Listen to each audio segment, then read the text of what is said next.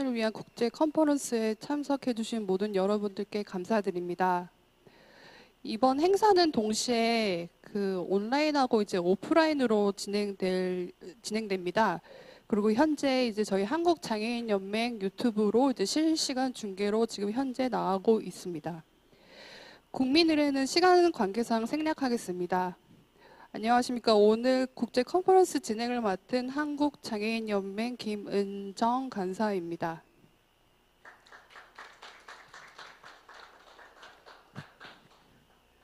저희 행사장 들어오시기 전에 저희 자료집하고 이제 만족도 조사지를 받으셨을 텐데요. 일단 오늘 컨퍼런스가 아마 이제 저희가 예정 시간은 끝나는 시간 5시 반인데 또 길어질 수도 있을 수도 있을 것 같긴 한데 이제 행사 끝나시면 이제 만족도 조사지 작성해 주셔서 저희 안내 저희 그쪽 제출 좀 부탁드리겠습니다. 일단 저희 먼저 이 자리에 이제 바쁘신 와중에도 참석해 주신 내빈분들을 간단하게 제가 이제 소개해 드리겠습니다. 이제 국민의힘 김혜지 국회의원님께서 오늘 여기 국제 컨퍼런스에 참석해 주셨습니다.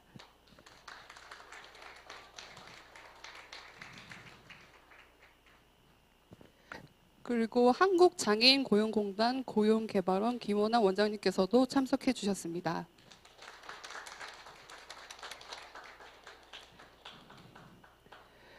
감사합니다. 이제 다음은 저희 한국장애인연맹 이영석 회장님께서 인사 말씀을 해주시겠습니다.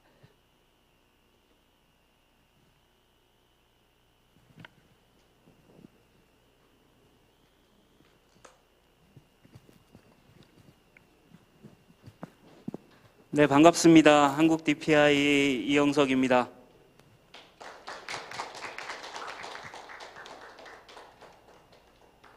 인사말은 매번 하는데도 익숙치가 않습니다. 그래서 이제 우리 행사할 때마다 계속적으로 인사말을 작성을 해서 자료집에 일단 싣고 있습니다. 그래서 그 인사말로 실은 걸로 내용을 대체하는 걸로 하고요.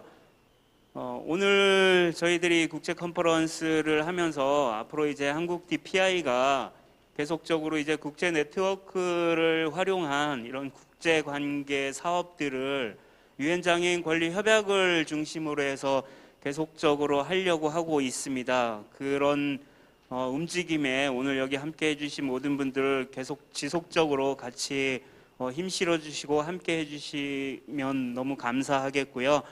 우리가 오늘도 하고 있는 지적발달 장애인들 그리고 정신적 장애인들의 노동 환경 개선 그리고 어떻게 하면 사회에서 완전한 사회 참여와 기회균등 실현에 함께 할 수 있을지를 고민을 하고 있습니다. 그런 것 같습니다.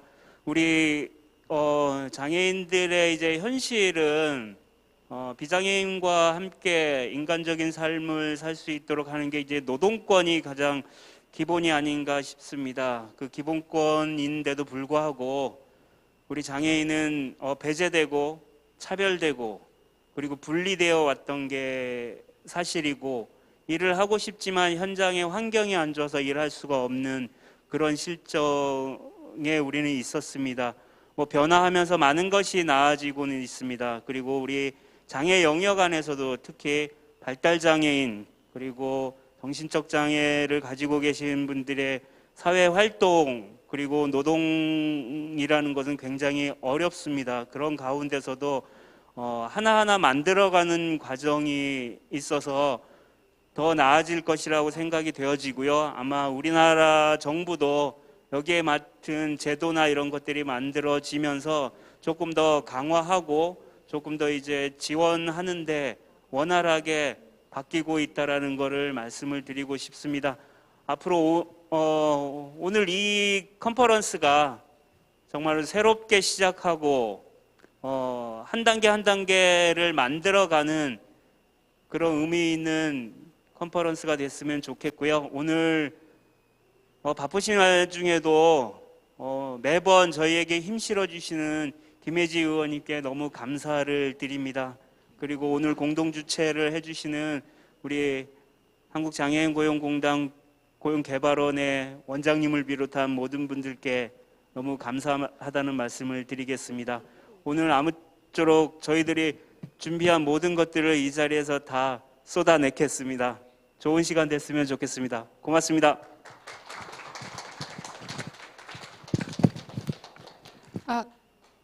네, 감사합니다. 이제 축사 순서로 넘어갈 텐데요. 먼저 이제 국민의힘 김혜지 국회의원님께서 축사를 해주시겠습니다.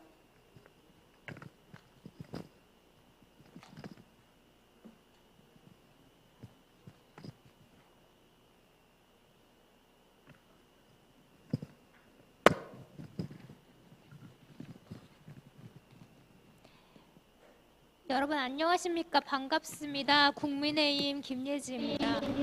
지적 발전을 위한 국제 컨퍼런스 개최를 진심으로 축하드립니다. 오늘 열리는 컨퍼런스의 성공적인 개최를 위해서 애써주신 한국 DPI와 DPI 아시아 퍼시픽, 그다음에 장애인 고용공단, 장애인 개발원 등 많은 관계자 여러분과 이 자리에 함께 해주신 내외 귀빈 여러분께 진심으로 감사드립니다. 지적 발달 장애인에게 일자리란 가족과 시설의 울타리를 넘어서서 보다 자립적으로 사회적 또 경제적 자기 결정권을 실현할 수 있는 매개체입니다. 그러나 일하고 싶은 지적 발달 장애인들은 있지만 또 많지만 이들을 위한 일자리가 부족해 일하지 못하고 있는 것이 현실입니다. 2021년 장애인 고용공단 실태조사에 따르면 만 15세 이상 발달장애인 중에 일을 하지 않고 있는 발달장애인은 약 70%이며 이들 중 58%는 일하고 싶은 의지가 있지만 발달장애인을 채용하려는 일자리가 없어서 직장 구하기가 어렵다고 밝혔습니다. 국제사회에서도 이러한 점들을 문제를 인식하고 지적 발달장애인에게 더 많은 일자리가 제공될 수 있도록 하는 그런 방안이 심층적으로 논의되고 있습니다. UN 장애인 권리위원회는 최근 UN 장애인 권리 협약 제27조의 근로 및 고용에 관한 일반 논평을 준비하고 있으며 초안에는 근로 능력 혹은 고용 불능 등의 법적 개념을 폐지할 것을 권고하는 내용이 포함되었습니다. 이는 특히 그동안 근로 능력이 없다는 이유로 고용의 영역에서 배제당해왔던 그런 지적 발달 장애인들의 노동권을 보장하고 당사국이 이들을 위한 일자리를 창출할 수 있도록 근거를 마련할 진일보한 내용이라 할 수 있겠습니다.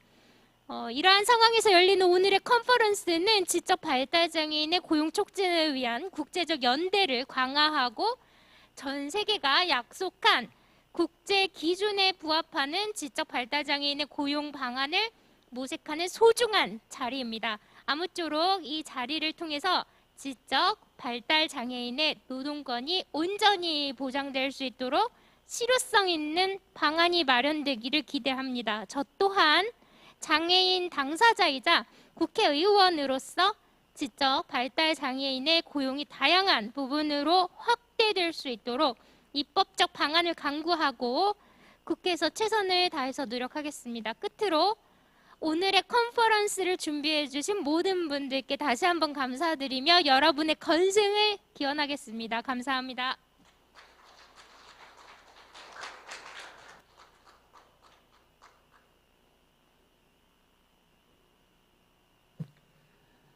네, 감사합니다.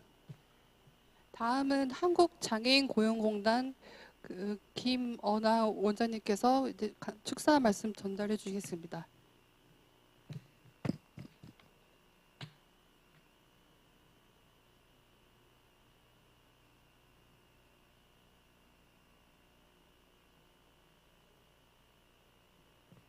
안녕하십니까. 한국장애인고용공단 고용개발원장 김원아입니다. 오늘 이렇게 뜻깊은 행사를 장애인연맹과 더불어서 저희가 같이 개최를 하게 돼서 굉장히 기뻐하고요. 원래는 저희 이사장님께서 오셔서 또 축사도 하시고 해야 되는데 지금 오늘 내부에 중요한 행사가 있어서 대신 제가 오게 됐습니다. 금방 김혜지 의원님도 말씀하셨지만 저희 우리나라의 장애인의 청년층의 한 70%는 다 발달 장애인입니다. 그리고 아마도 이런 추세는 우리나라뿐 아니라 아마 세계적으로도 점점 다 비슷해지지 않을까 그런 생각을 하고 있고요. 이런 추세에 대비하기 위해서 저희 이 공단에서는 지금 발달 장애인 훈련 센터를 전국 시도에 지금 19곳을 설치를 하고 있습니다. 그런 식으로 저희도 적극적으로 발달 장애인의 고용에 대해서 대비를 하고 있고 그와 더불어서 저희 고용개발원에서는 직업영역개발부가 있고요. 그 직업영역개발부에서는 중증장애인과 지적 발달 장애인의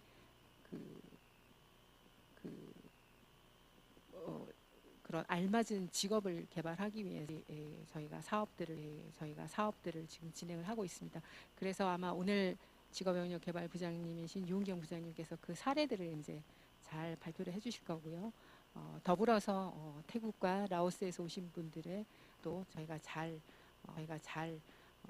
들어서 학습을 하도록 하겠습니다. 아무튼 이런 기회를 가지게 돼서 개발원에서도 굉장히 기쁘고 영광스럽게 생각하고 DPI나 장애인 단체 그리고 여러 세계 각곳의 장애인 단체들과 같이 잘 협력해 나가도록 노력을 하겠습니다. 감사합니다.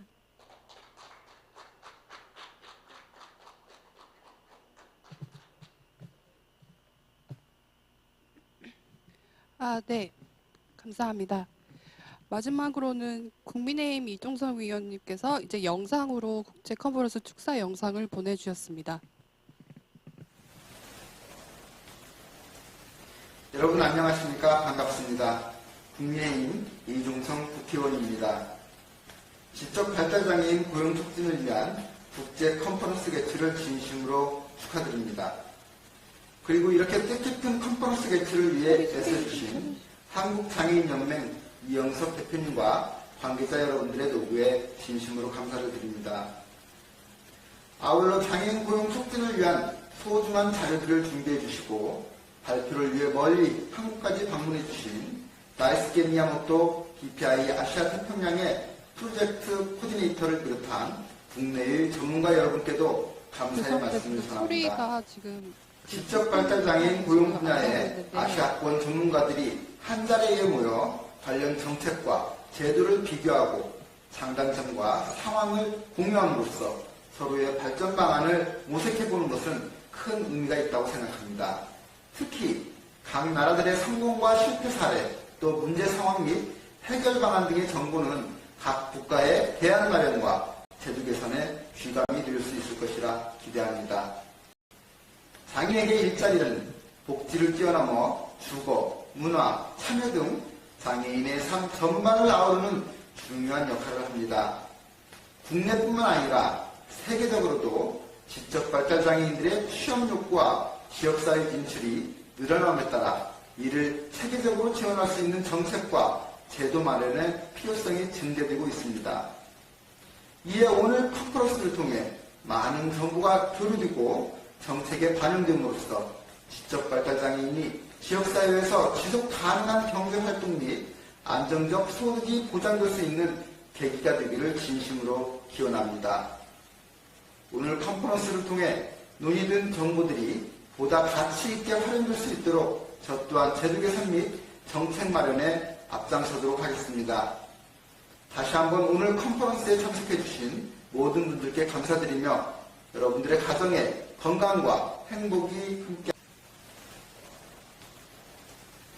여러분 안녕하십니까? 반갑습니다. 국민의힘 이종성 국회의원입니다. 지적 발달장애인 고용 촉진을 위한 국제 컨퍼런스 개최를 진심으로 축하드립니다. 그리고 이렇게 뜻깊은 컨퍼런스 개최를 위해 애써주신 한국장애인연맹 이영석 대표님과 관계자 여러분들의 노고에 진심으로 감사를 드립니다. 아울러 장애인 고용 촉진을 위한 소중한 발표를 위해 멀리 한국까지 방문해 주신 다이스케 미야모토 DPI 아시아 태평양의 프로젝트 코디네이터를 비롯한 국내의 전문가 여러분께도 아시아권 전문가들이 한자리에 모여 관련 정책과 제도를 비교하고 장단점과 상황을 공유함으로써 서로의 발전 방안을 모색해보는 것은 큰 의미가 있다고 생각합니다. 특히 각 나라들의 성공과 실패 사례, 또 문제 상황 및 해결 방안 등의 정보는 각 국가의 대안 마련과 제도 개선에 귀감이 될 수 있을 것이라 기대합니다. 장애인에게 일자리는 복지를 뛰어넘어 주거, 문화, 참여 등 장애인의 삶 전반을 아우르는 중요한 역할을 합니다. 국내뿐만 아니라 세계적으로도 지적 발달 장애인들의 취업 욕구와 지역사회 진출이 늘어남에 따라 이를 체계적으로 지원할 수 있는 정책과 제도 마련의 필요성이 증대되고 있습니다. 이에 오늘 컨퍼런스를 통해 많은 정보가 교류되고 정책에 반영됨으로써 지적 발달 장애인이 지역사회에서 지속 가능한 경제활동 및 안정적 소득이 보장될 수 있는 계기가 되기를 진심으로 기원합니다. 오늘 컨퍼런스를 통해 논의된 정보들이 보다 가치 있게 활용될 수 있도록 저 또한 제도 개선 및 정책 마련에 앞장서도록 하겠습니다. 다시 한번 오늘 컨퍼런스에 참석해 주신 모든 분들께 감사드리며 여러분들의 가정에 건강과 행복이 함께하기를 기원합니다. 감사합니다.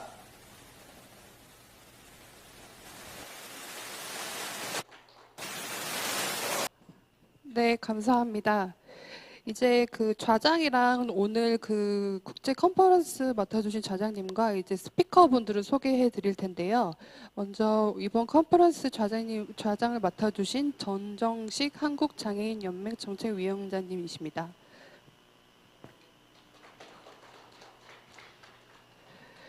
그리고 이제 스피커 소개를 해드릴 텐데 오늘 저희가 그 현장에서 이제 스피커 분들도 계시고 이제 줌으로 이제 저희 이제 컨퍼런스 참석해 주신 스피커 분들도 계십니다. 그래서 일단 먼저 현장에 이제 참석해 주신 스피커 분들을 소개해 드리도록 하겠습니다. 아태 장애인 개발 협력센터 미스터 와차라풀 충추렌 소장님께서 한국의 저희 DPI 국제 컨퍼런스에 참석을 위해 여기 현장에 참석해 주셨습니다. 그걸 간단하게 이제 인사 말씀 잠깐 하도록 하겠습니다.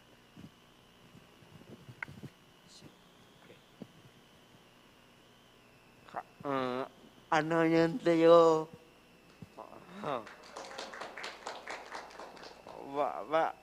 My name is Chilapon from Episodic, Bangkok, Thailand. Nice to meet you.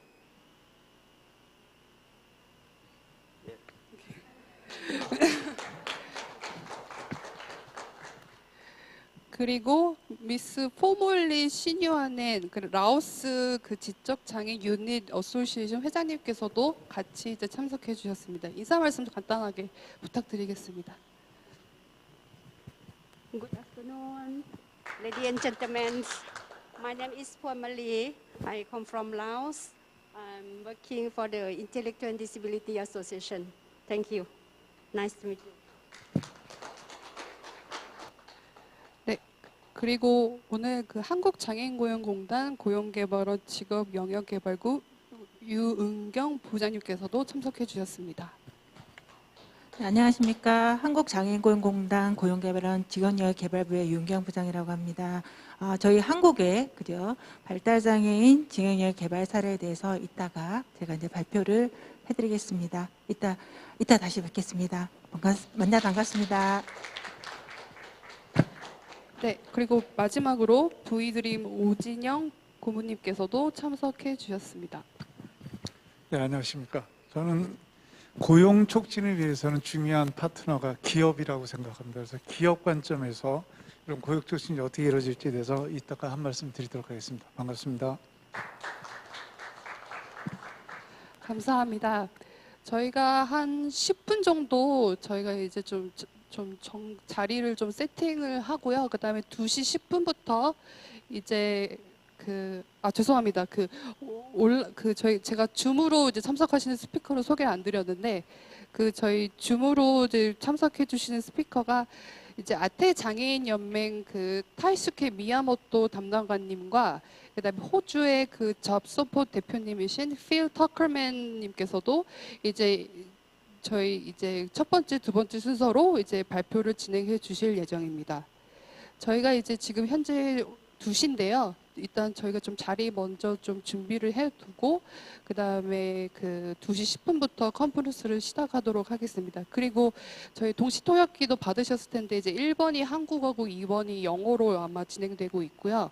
그리고 이제 컨퍼런스 시작될 때 핸드폰은 저희 진동이나 이제 좀 무음으로 해주셨으면 감사하겠습니다.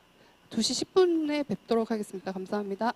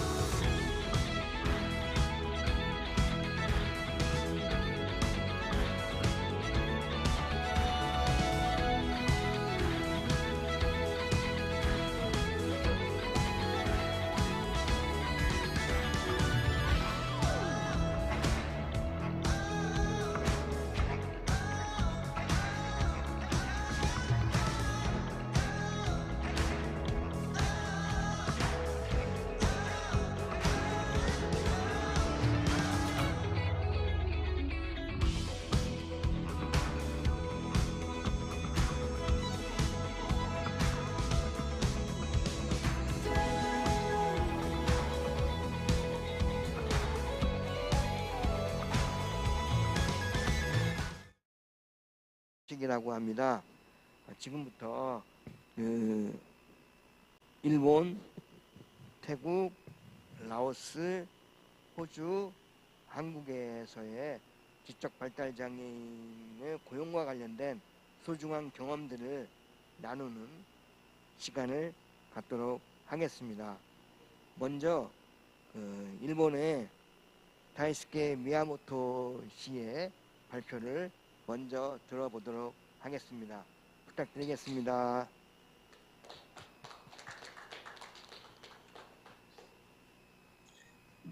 Yes, thank you very much, Mr. Moderator.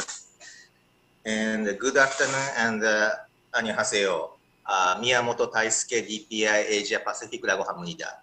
So, first of all, I would like to express my gratitude toward inviting Disabled People's International Asia Pacific to this important meeting, international conference, as a co-organizer.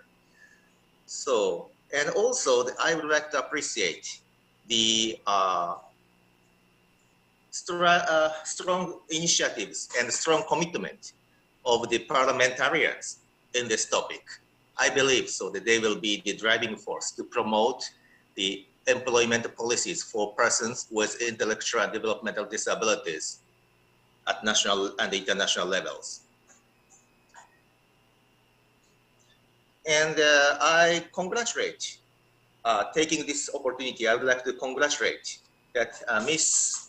Mi-young Kim was re-elected to the United Nations Committee on the Rights of Persons with Disabilities last month in New York. At this moment, as mentioned in the opening session, so the UN Committee on the Rights of Persons with Disabilities is now considering the general comment on the rights of work and employment. So it is very significant to organize this international conference under this topic that highlights the underrepresented groups among persons with disabilities, such as persons with intellectual and developmental disabilities. So today, I was supposed to speak in Seoul. However, so due to the visa process, I couldn't make it. And I speak from Thailand. I know the moderator introduced me. I'm from Japan, but I'm based in Thailand for more than 10 years. So today I cannot make it. So although the many countries start to open their borders, a pandemic still prevents us from free travel. Today, I was asked to speak about the situation in Japan, but I would like to give this opportunity to my colleague from Japan, who will make a video presentation on the situation of Japan later. So instead, I would like to share some ideas for the discussion of the today's topic, employment of persons with intellectual and developmental disabilities. I'm afraid many of you may feel bored because you are already knowledgeable, but to understand and clearly the points of this discussion. So let me speak a bit.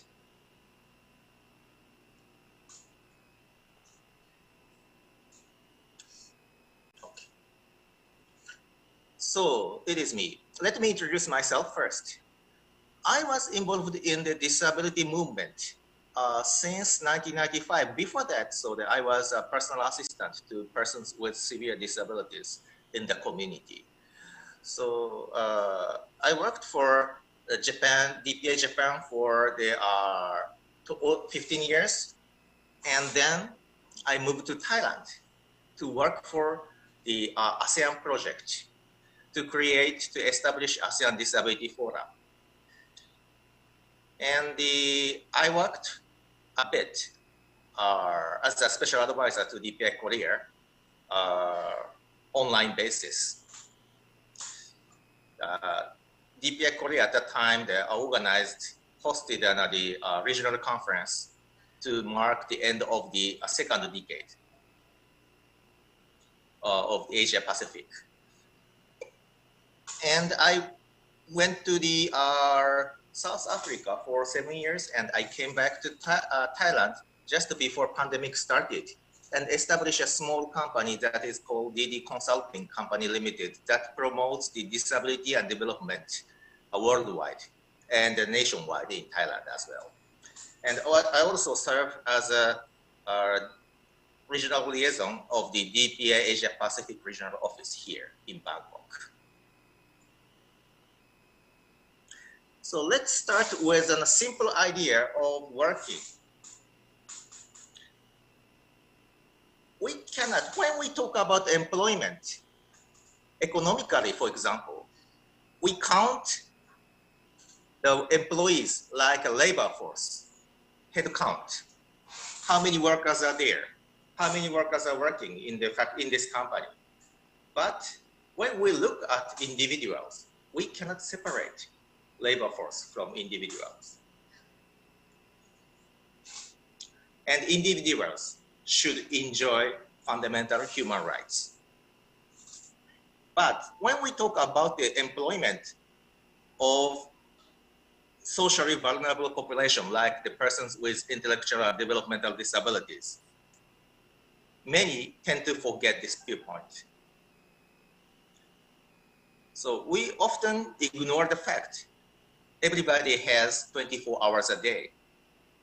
We work 8 hours, and what happened to the other 16 hours? That belongs to the person. You can sleep, you can eat, you can study, you can be a part of a community, you can enjoy something, and you have a life with your families, and you have some dreams for the future, and you have your own background, you have your own identity. So employment and work is just a part of a human being. But when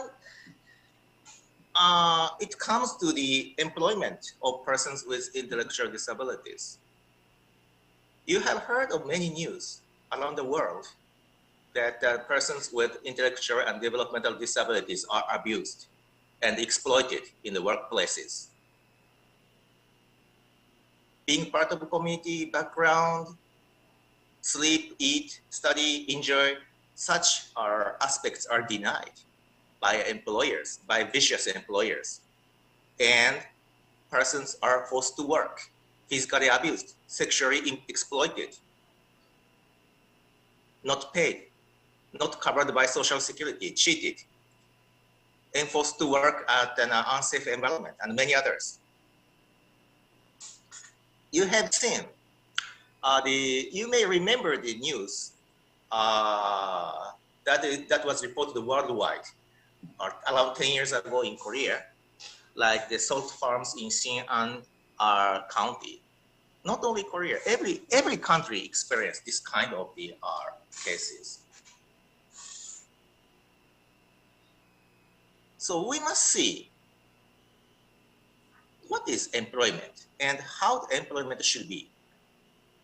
Let me quote the Professor Amartya Sen, his great work in 1970s for the research project for ILO. He is a Nobel Prize winner in 1998 and very famous for his capability approach and his dedication to establish a concept of the human security. So he's an economist, but his contributions extend to the social justice and the measures of well-being of countries like Human Development Index. What he said about three aspects. He discussed three aspects of employment. Employment gives an income to the employees, income. And secondly, the employment yields an output. Yes, employment must produce something or some services. And recognition. Employees should recognize themselves of being engaged in something worthwhile. If the work environment or working condition lacks of any of these aspects, this is no longer an employment, but an exploitation. There are many projects in the world to target persons with intellectual disabilities and developmental disabilities. But please analyze and review from these viewpoints. Do they fulfill these three aspects or not? I heard in my country, Japan, the so-called shelter workshops that doesn't fulfill the minimum wages. They only for the receive only $5 a month or the $10 a month in some cases. And production? And do they feel really they are working? They are doing something worth for the society.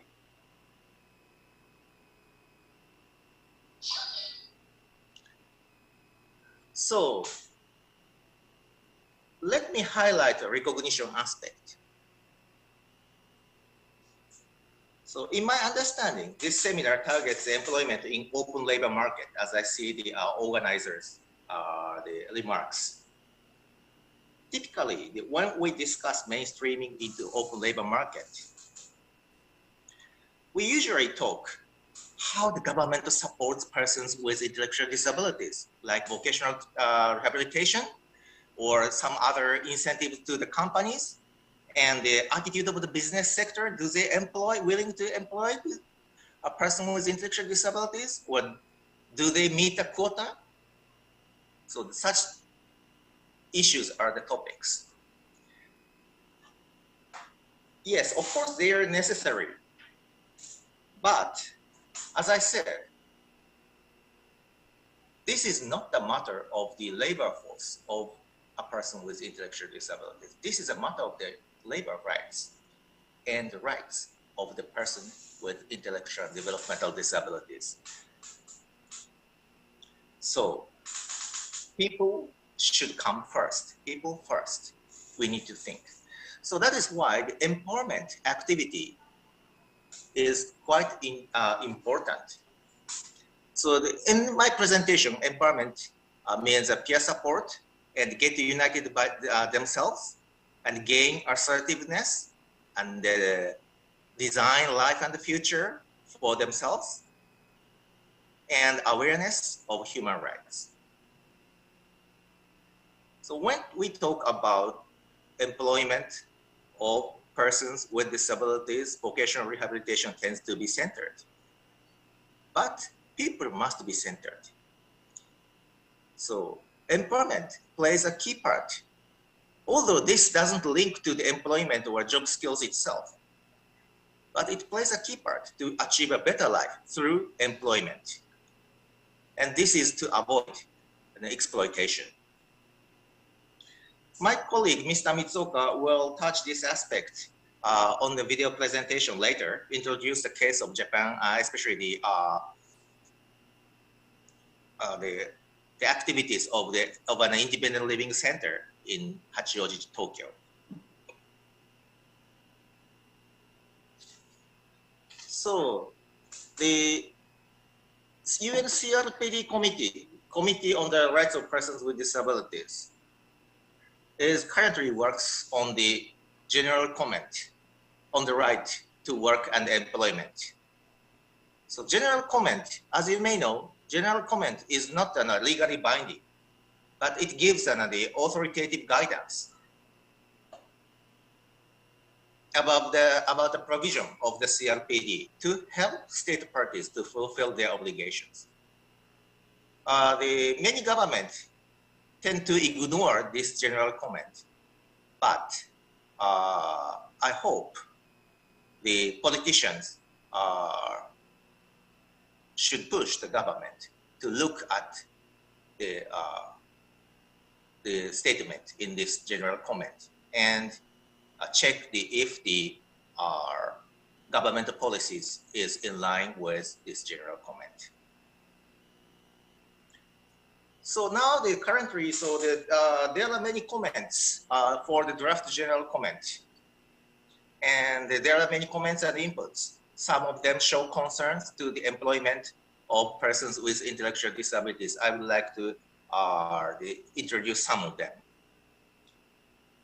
For example, Inclusion International, II, that is an international organization of and for persons with intellectual disabilities. They say people with intellectual disabilities have more barriers to getting a job than other people with disabilities.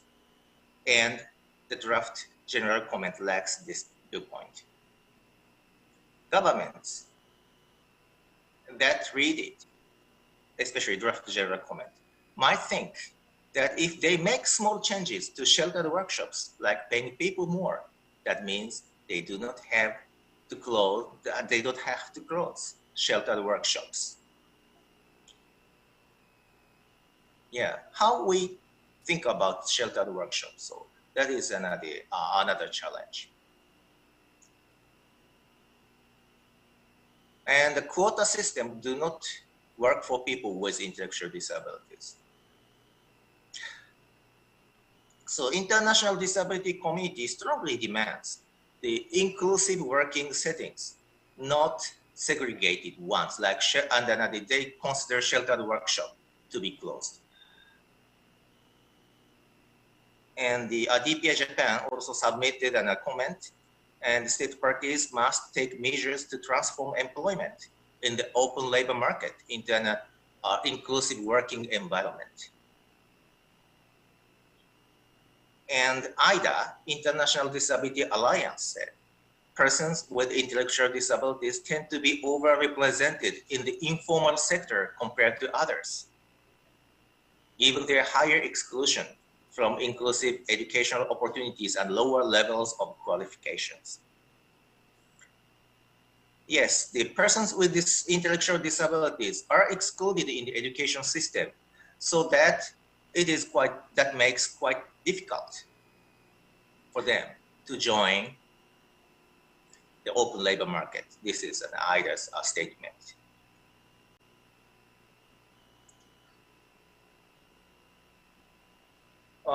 Usually when we talk about the employment policy, there are three actors. One is an employer or business or companies. And second is labor union. And thirdly, the government. Upon the balance of these three parties, the employment policy is decided in every country, right? So, but when it comes to the employment of persons with disabilities, especially the persons with intellectual and developmental disabilities, so this balance does not work sometimes. So that's why I want to insist on this point.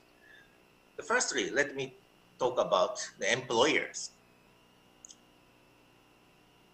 So in general, business sector has played very passive roles in the employment of persons with disabilities, not only intellectual disabilities, but also the persons with the disabilities in general, just following quota set by the laws.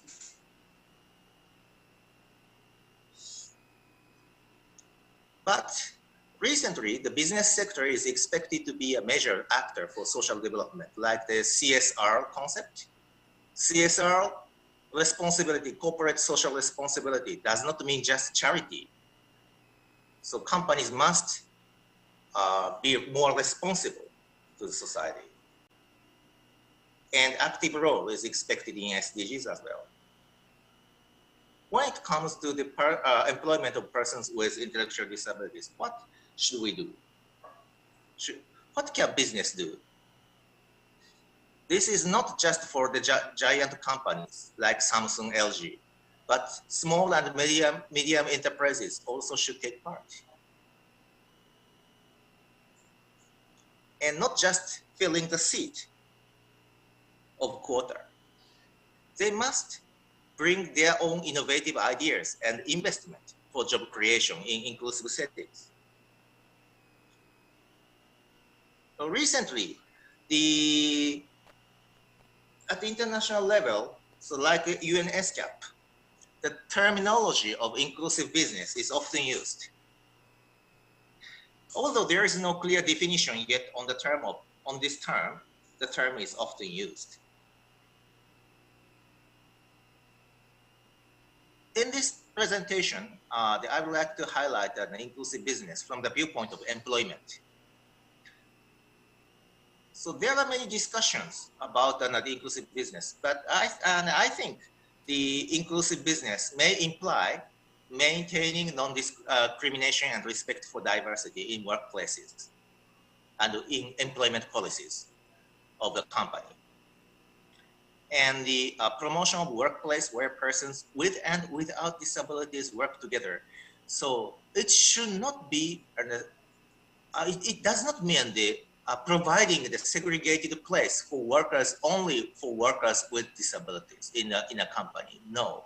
So it should promote the inclusive working environment and provision of reasonable accommodation adequately to maximize the potential of employees with disabilities, including those with intellectual and developmental disabilities, and creation of the employment opportunity from the company's own business, not outsourcing jobs that are less productive only to meet a quota. I see some companies set up in a subsidiary companies only to employ persons with disabilities. And such a company gives job to their subsidiary companies to do non-productive jobs like the putting stamps on a document all day long. And they do it just to meet quota. That deteriorates the direction of the employment policy.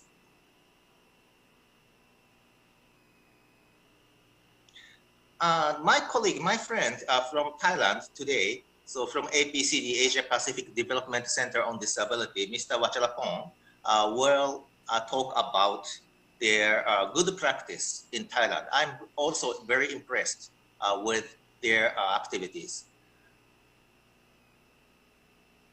How the disability sector involves business sectors into the promotion of work and employment of persons with intellectual and developmental disabilities. So secondly, the government. The role of the government is in many Asian Pacific countries, so the quota system is introduced. I don't deny the quota system. Yes. The quota system benefits many persons with disabilities to gain income, but quota does not work effectively for persons with intellectual disabilities, as I said. Business sector tends to fill the seats for persons with disabilities. So that's why the companies love to hire only those with mild physical impairments. But from the viewpoint of the employment of the persons with intellectual and developmental disabilities and creating the inclusive workplace for them, government should support and encourage the business sector to promote the innovation, including assisting the provision of reasonable accommodation for them. Not only financial incentives, but also technical support in collaboration with disability sectors to do that. So these disability sectors, disability organizations must also be equipped the knowledge and the skills to assist the companies. And lastly, the role of the labor union. So this is not discussed so much at the international level. So is there a role for labor unions? Unfortunately, in my observation, the labor unions still tend to think of their labor rights of persons with disabilities as a matter of welfare, especially when it comes to the persons with intellectual and developmental disabilities. And labor unions tend to organize staffs working for sheltered workshop, but not those with intellectual disabilities working in sheltered workshop because they are not employed. So as a result, the labor rights of persons with intellectual disabilities and their developmental disabilities are not well covered, are not well advocated by labor union. If vocational rehabilitation just pushes persons with intellectual and developmental disabilities into open labor market, and there is no, if the labor unions is not inclusive, what will happen to these employees? So this is my question to the labor unions. So I haven't heard them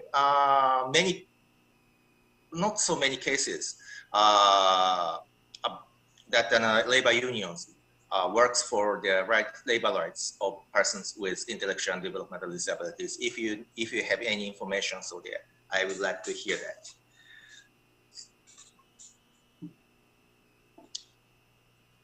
So, thank you very much.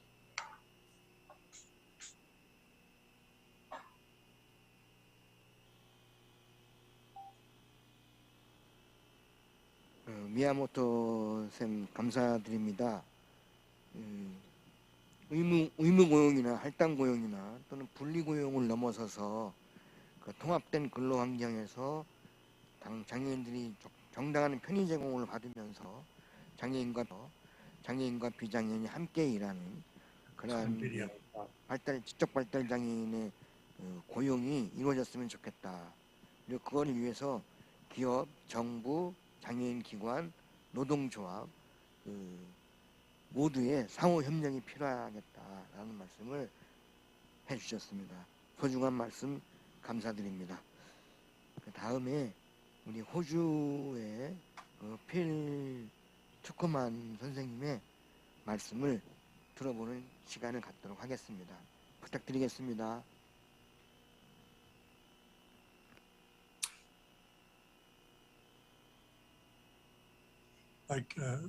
Thank you very much for the opportunity to speak with you today. I'm speaking from Sydney, Australia, and my comments today will be only about people with intellectual disability, people with learning difficulties. Some of the things I'll be saying wouldn't really apply as much to people with learning difficulties. This isn't working there. So in Australia, before 1986, the people with intellectual disability were largely attending sheltered workshops. And the workshops were expected to provide both high quality long-term employment and move people through to open employment. But there was little movement into open employment. So in 1986, the Disability Services Act separated out ongoing employment offered by post-disability, or what are now called Australian Disability Enterprises, from a new stream that were held solely accountable for getting people into jobs and lived or died funding-wise based on whether they actually got people jobs.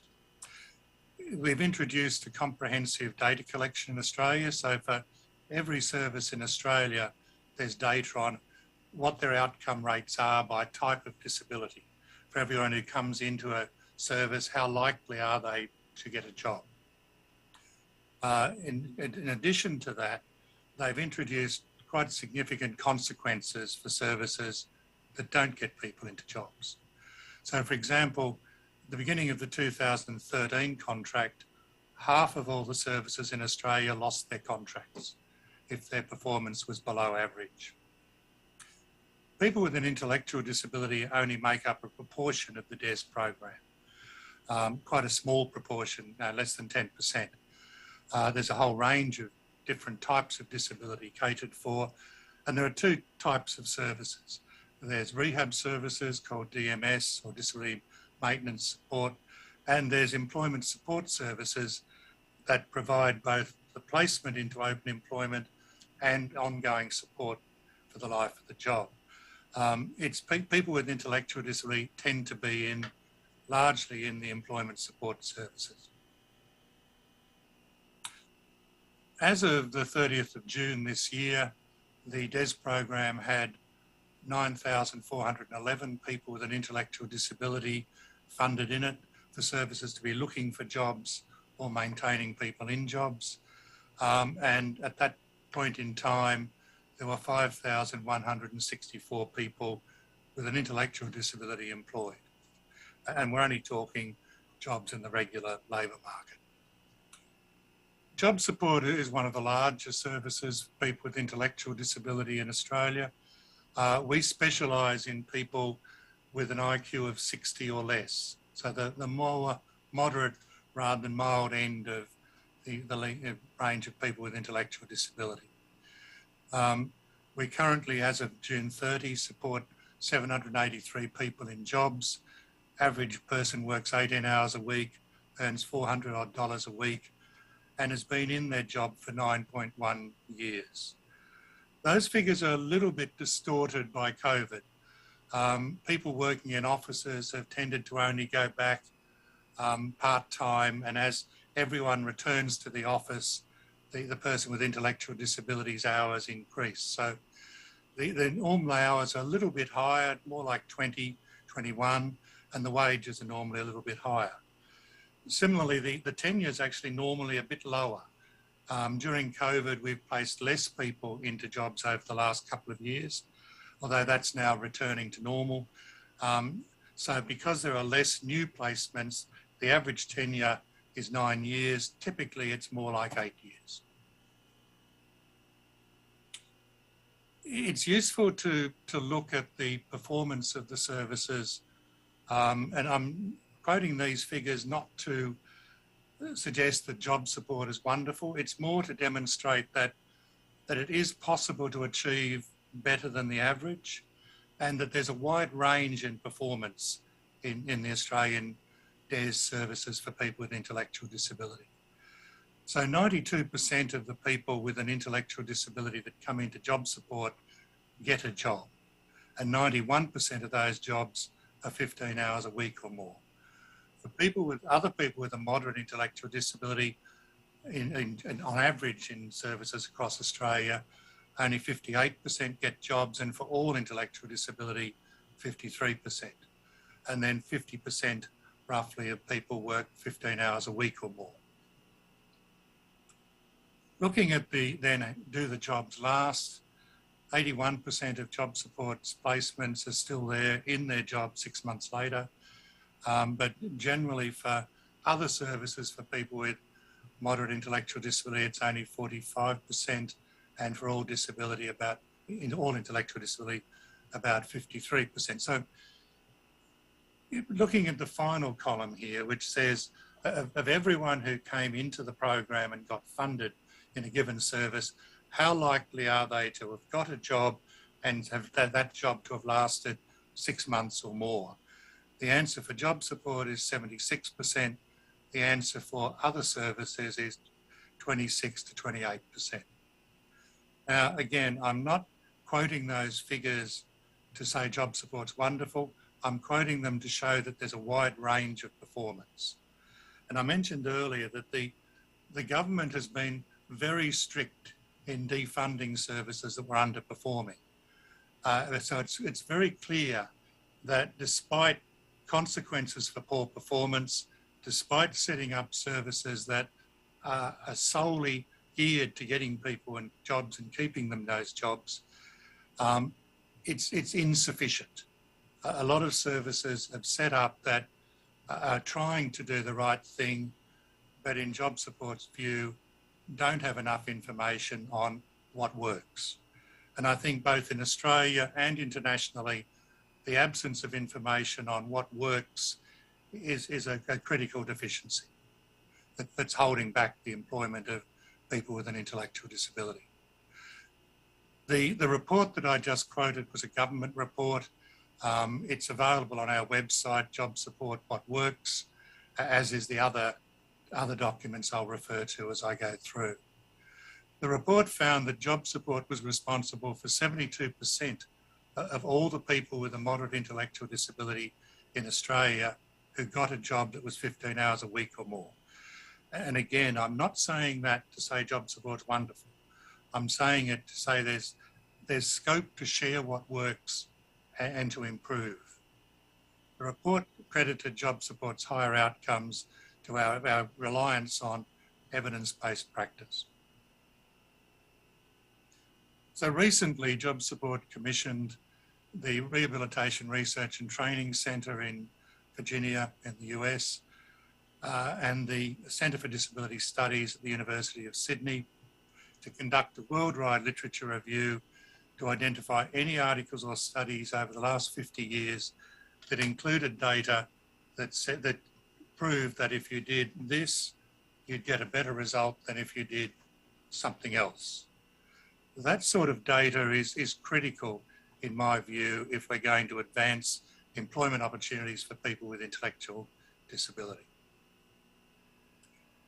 The literature review identified 4 key components: an assessment process that identifies the person's strengths and weaknesses, possible weaknesses, but with a view of matching them to a job, not with a view of finding them wanting.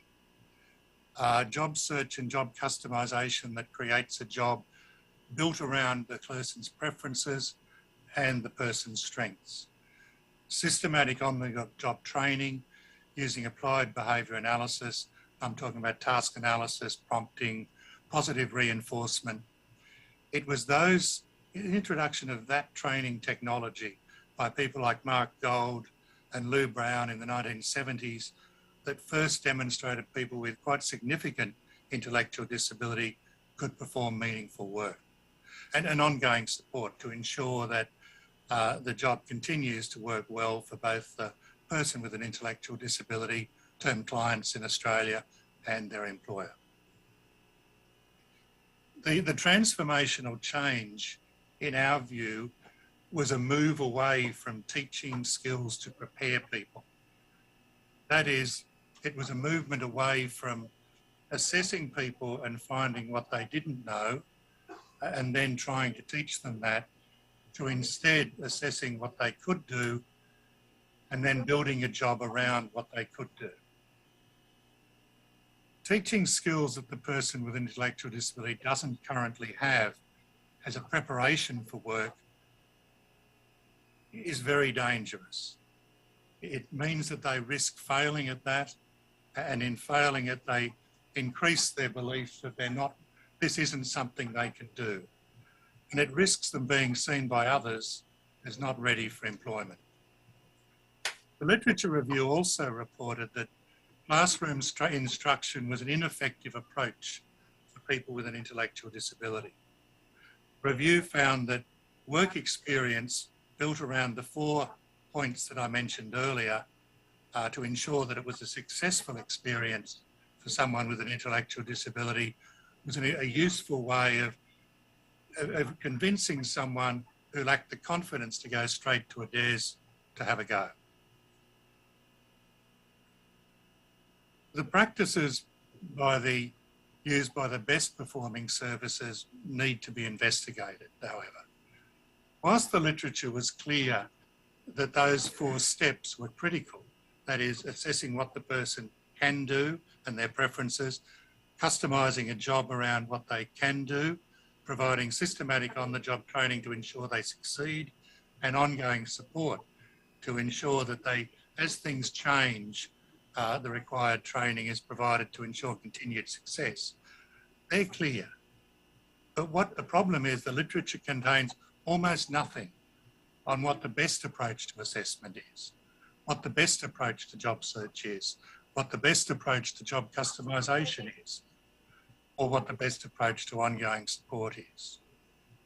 So our view is that there's an opportunity in a country like Australia with a good database, and hopefully in other countries too, to look at the data and identify the services that are getting the best results and to document what they're doing and to disseminate what they're doing, not to say that a service like job support is as good as it can be.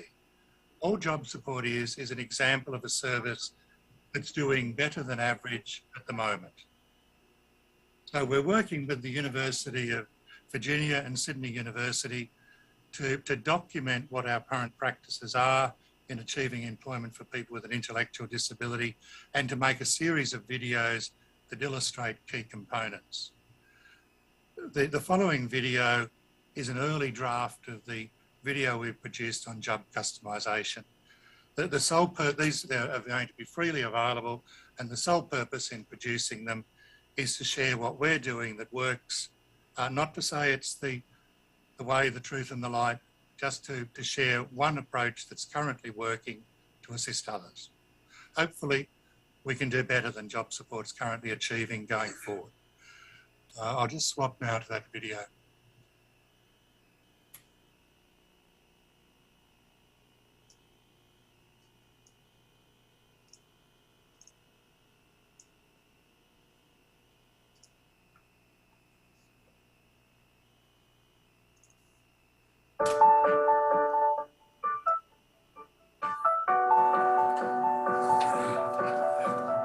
The term job customisation refers to a job that has been negotiated for a specific client and varies.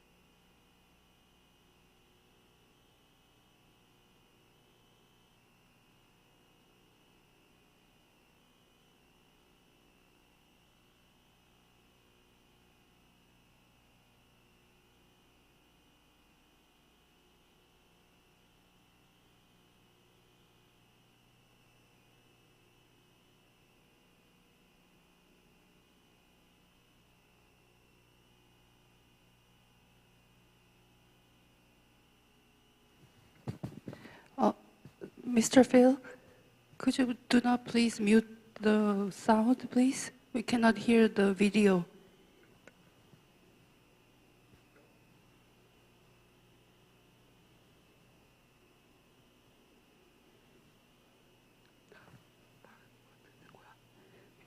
Mr. Phil? Mr. Phil?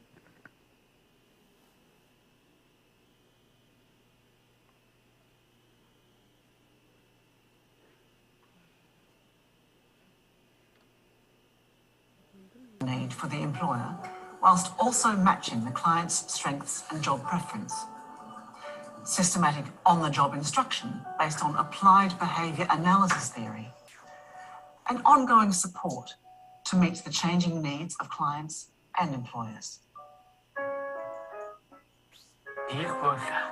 Whilst the literature is clear that these components are all critical, it does not provide information about which approach is best within each component. Hands-on investigation is needed to document the approaches used by the services achieving the best outcomes for different populations.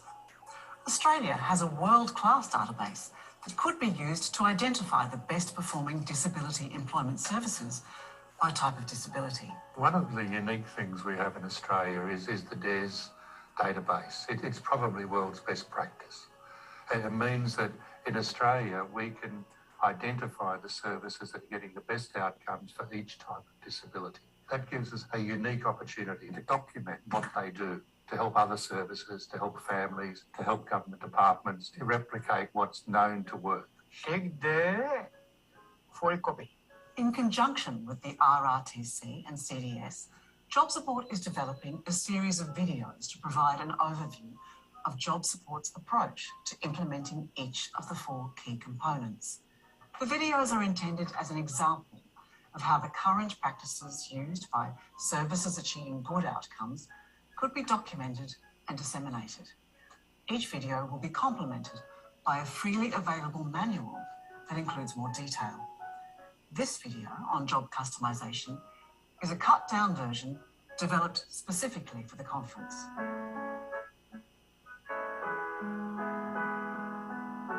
Correct mail. As previously mentioned, the term job customization refers to a job that has been specifically negotiated for a client, and it varies significantly from the usual job description. The role is often created with the employer by identifying tasks that may be a subset of an existing position or tasks drawn from a range of current positions. Once we know what the person can do, then we look for a job for what that person can do. Alex's role is bits and pieces of several other people's roles. Hi, Alex. How are you? Good, how are you? Yeah, good. What we did was got those pieces of jobs. Just have this letter for Justin. Okay. And created a whole job which was right for Alex. That's how we got introduced to the concept of customization. We approached Steadfast via a job search call, and in conversation with Justin, it became very clear that across the 5 levels at Steadfast, everyone on the floor was responsible for the kitchens and the meeting rooms and regular daily tasks. So we saw that immediately as an opportunity for Alex, knowing that Alex wanted to work in an office but had limited academics, and this seemed to be a perfect role because there was variety in the role, which he needed as well. Steadfast did have a genuine need for the work Alex is doing. There are things that need to be done every day. Hey Alex, how are you? Hey, I need some help with some footy tipping. Who do you think's going to win this week? Job customization aims to ensure that the job matches the client's assessed task, hours, days, and environment preferences, current and likely skills after on-site training, and any situations that should be avoided. Has sufficient structure and supervision for a person with an intellectual disability, and meets a genuine need for the employer. Through our conversations with job support, we were able to get advice on what a role of this nature would look like and what elements could be performed to make a whole role. These elements of the job came from other people's roles. Removing those aspects of that role allowed for those individuals to operate on more higher level duties while creating a meaningful job for somebody. From my printing. Okay. Thanks, mate. Okay, cheers. Establishing a customised job typically takes between 2 and 5 days, depending on the complexity of the job. So the hours we were discussing with his assessment summary. Throughout the customisation process, the trainer liaises with the employer to confirm and clarify job expectations. With his routine, he doesn't really like to be pushed. Appropriate tasks are identified by talking to the employer, typically at branch or department manager level, and touring the worksite to identify tasks suitable for the client. And what would he need to do? It's just really filling up the paper. So during the job customisation, we talked at length with Donna, who is the office manager, who was able to provide us with the key quality expectations that they had for each of the kitchens, what they required for each of the meeting rooms, and we recorded that on a task analysis and basically created a support agreement around that. The potential job and tasks are checked with the client and their advocate for approval. A method of performing each task is agreed. The trainer also performs each task because tasks are often more difficult or complex than they first seem. An assessment summary is used to check the job-client match. The assessment summary lists what the client wants, their strengths and any situations to avoid on the left side of a landscape document. What the employer wants is listed on the right-hand side. It's used to ensure we've got a good job-client match. If there are mismatches, then that has to either be resolved or we reject the job.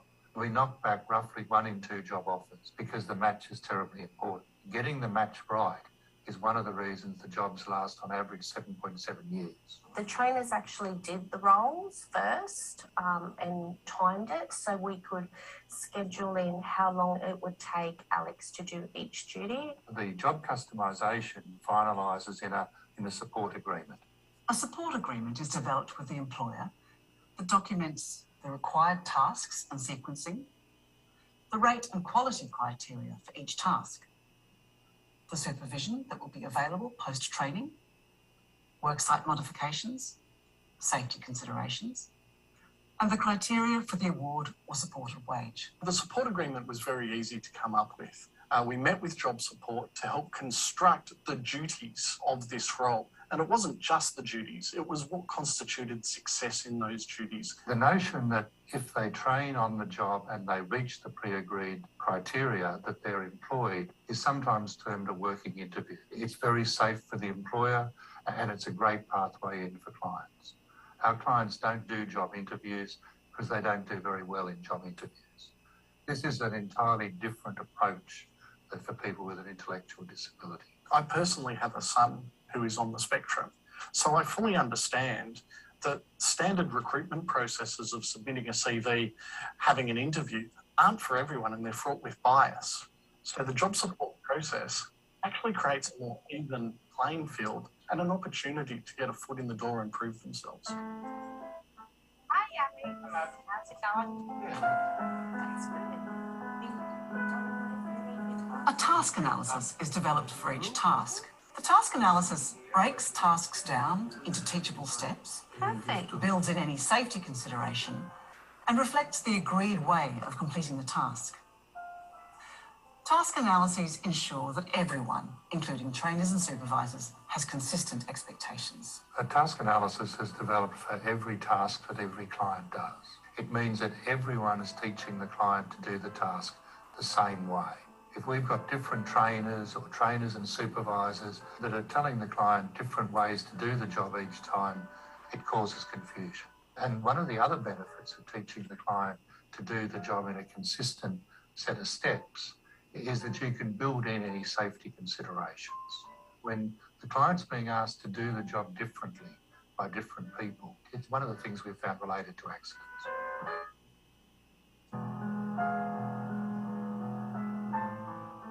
Quality and rate standards are agreed with the employer for each task based on how the employer measures quality and rate.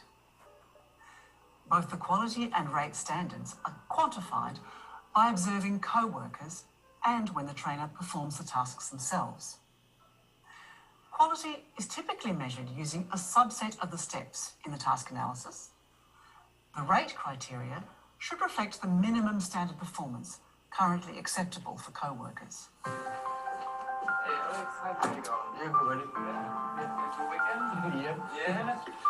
The supervision provided by the employer after training should include directing task changes where no set sequence exists, quality and rate checks, and monitoring safe work practices. It is important to establish how supervision will occur, how errors will be corrected, and how good performance is reinforced. Aids, such as checklists using photos for non-readers, or completed examples that enable clients to match to sample, can help reduce the need for supervision. You've met Melissa, the new lady in event? Yes. She only started Monday. She'll be working with Christine. Job customisation is a different approach to recruitment. It enables people with an intellectual disability to get into the workforce and to demonstrate that they can do jobs. I like my job, and the people are nice, kind, and hopeful. If I need help, they help me. The benefits to Steadfast are vast and many. There's a feel-good factor where our staff continually comment that they're so proud of Steadfast. That's one aspect. The other aspect is it allows our employees, which gave up the duties that Alex performs, to focus more on their day-to-day tasks. If it wasn't for job customisation, the 800 odd clients that job support is currently supporting in employment would not have jobs. It's that simple.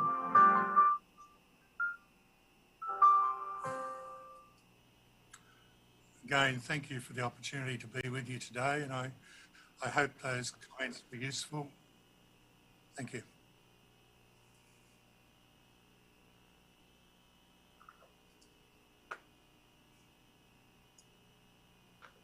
네, 감사드립니다.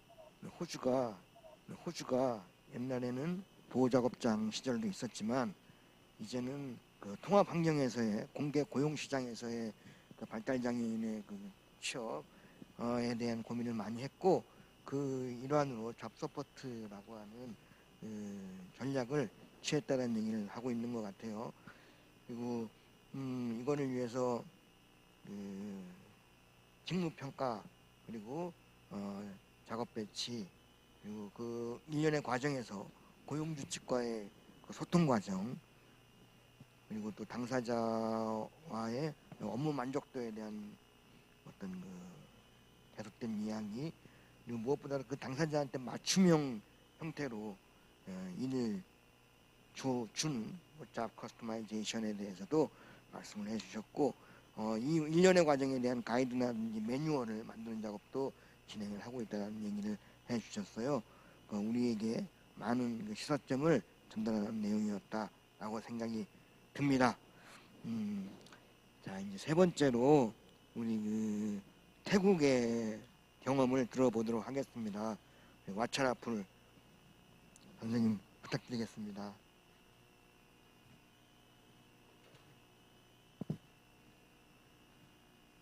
안녕하세요. 안녕하세요. 감사합니다. Okay. My name is Vacharaphon Chingjalan. You can call me Chep. I'm from Thailand. Let me take the mask out. Okay.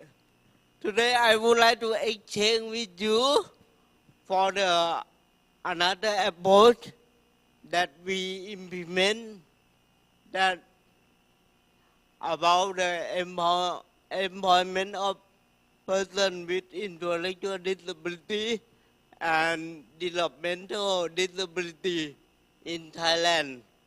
Are you ready? Okay. Let me show the slide.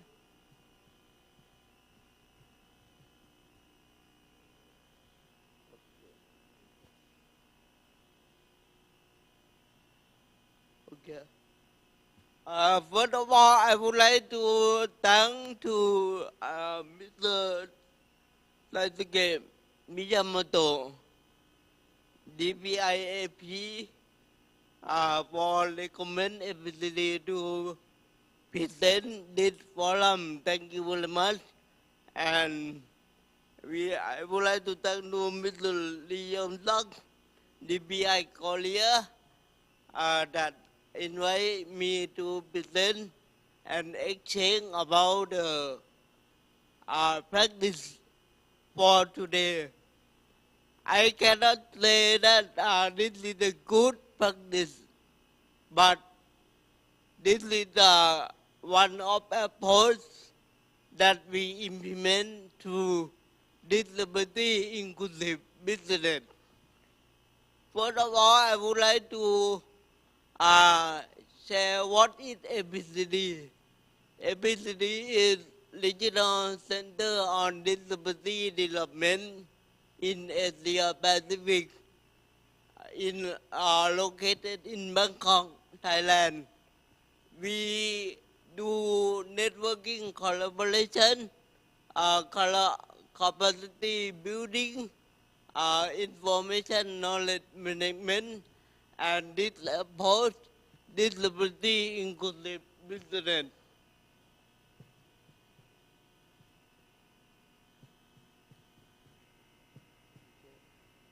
The key method I would like to talk with you that about employment ID. Employment is very low in Thailand. The second is we have the Disability Act about the quota system in Thailand. The third one, we use DIB as the approach for the employment of ID and other type of disability. The fourth is important if we can have role model about the employment is can be change the mindset of person with intellectual disability, and they can work in the business. This is the situation in Thailand. It's about 2 million of Thailand person with disability to 2 million. And this is the situation about ID. We have 144. It's only 6%. Yes. But this slide, I would like to show you that even though Thai government issued the law to employment according to the quota system, but according to this slide, government official employee only 1%. So I have question to the Thai government of Thailand. So this one I show you why DIB, because we think that if PWD no job, it means they have no experience. If they have no experience, so they have no job. So the training is important.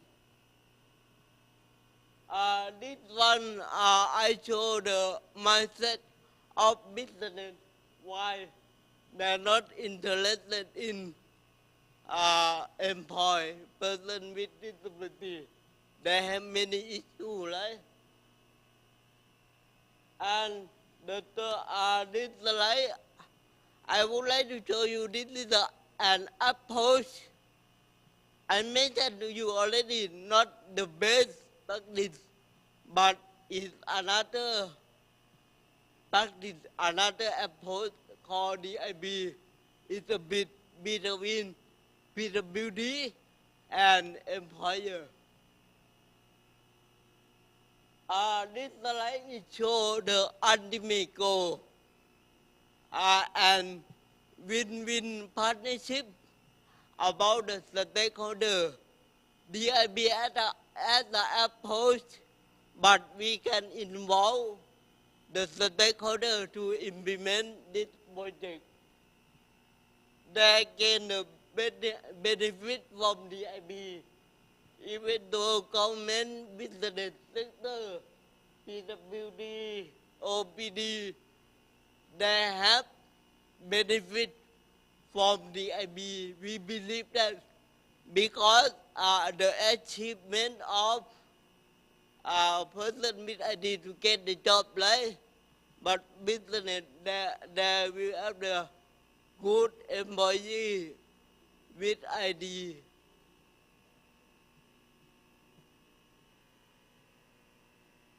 And I would like to give, according to the law of Thailand, we have quota system. 100 employees have to employ one person in company. The section 34, if they don't want to employ, they have to send the fund to the government at the levy. The section 35, if they don't want to send the fund, they have to set up the workplace for person with disability. And what is the question to everybody? According to the Thai law, how to empower them, how to let them have the money and have the value in the society, and implement according to the international instrument about the work and employment. The answer is APCD 65 project. I will clarify with you what is the 65 project in the next. What is the APCD 65 project? It is the Human Resource Development Center to commemorate 60-year anniversary of birth Her Royal Highness Princess. We are foundation under the Her Royal Princess. We would like to keep this project to commemorate for 60-year anniversary. And the second point, we advocate DIB is the aim to develop inclusive business skills for persons with disability. Do you know chocolate bakery, right? Do you know chocolate and bakery? Who likes chocolate? Show me your hand.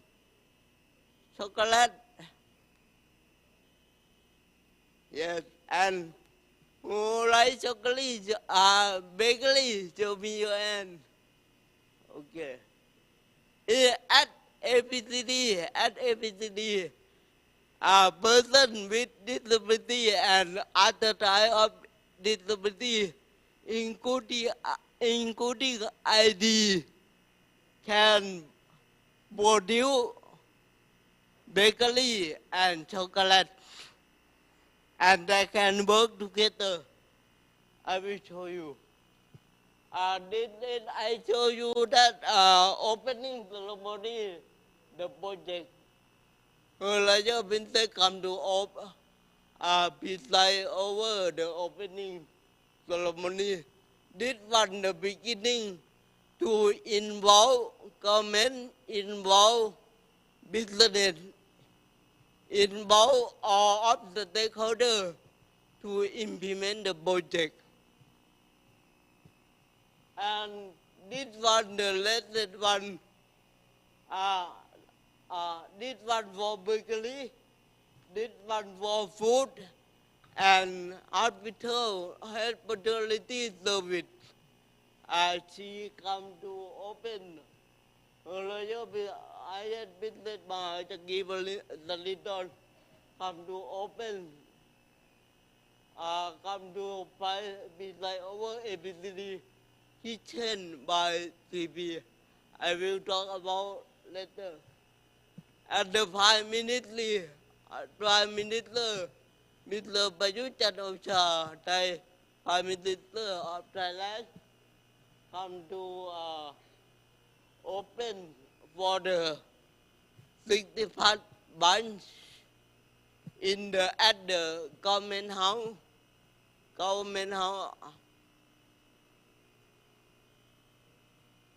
Yes, and this is I would like to show the principle inclusive business. We think of the working fairly environment is important. If PWD or PWD ID want to work in the workplace, fairly working environment is very important. And this is to uphold academic goal that we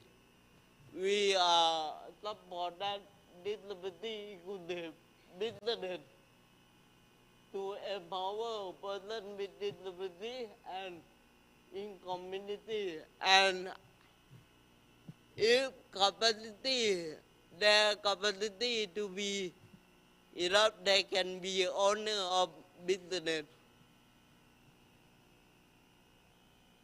This is our partner for bakery, Yamasaki. Yeah, did you heard about Yamasaki? Yamasaki is yes.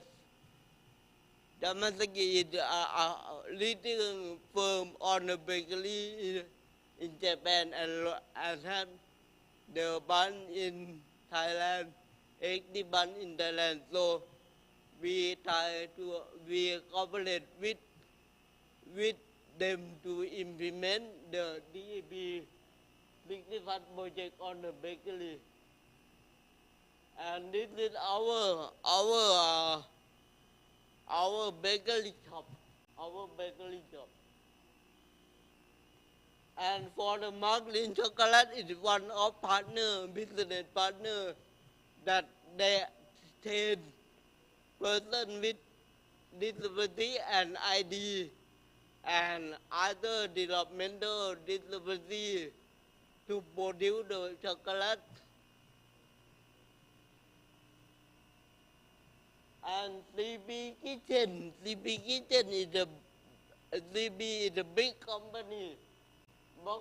Big company is in Thailand for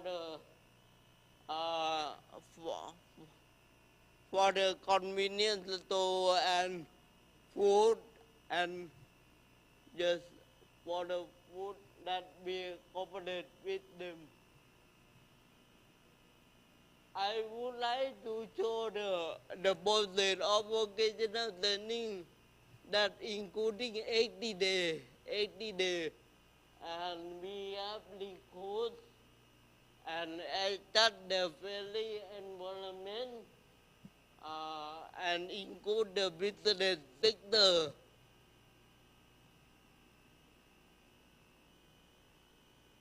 I saw the shop. This is the shop. This is the bakery shop. The friendly environment that they can work. Yes. And the unique point of our training is person with ID and other developmental disability can work with other type of disability.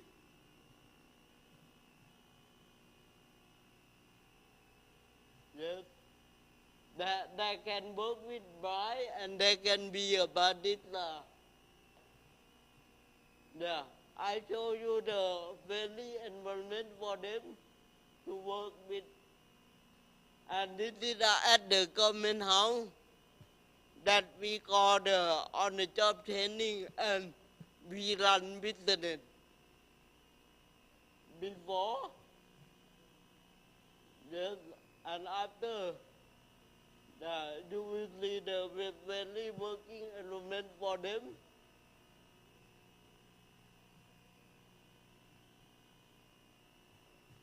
In the shop, not only person with ID working, staff with ID working, but other type of disability, non-PWD also, they are working together.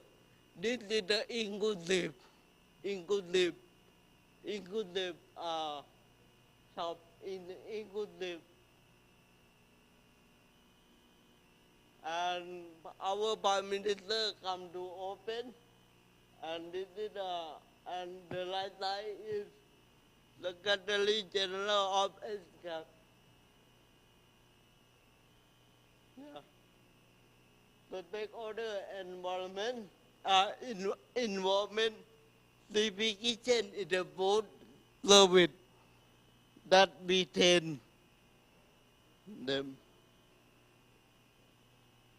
This is the environment of training that we train. Company or business will be this part the expert to teach, to train person with ID and other type of disability. We train together because we believe that they can support on each other. Yeah, this one I would like to show you. The most important is role model with disability. Can train person with ID, can train other trainee with disability on condition the friendly working environment, and they will gain the skill, knowledge, and attitude.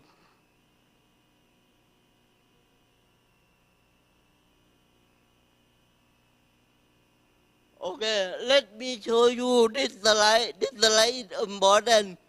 The most important of this project is person with disability, person with ID, and other type of development disability get job. This is our goal. But ultimate goal is when they get a job, they come back to be our trainer for the next batch.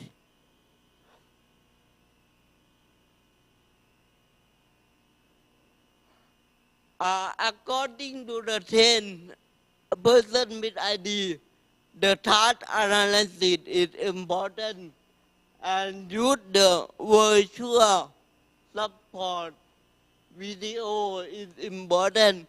Third analysis is important for them to do step by step.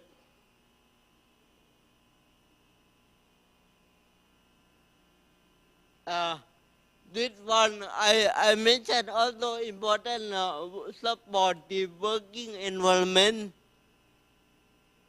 This is they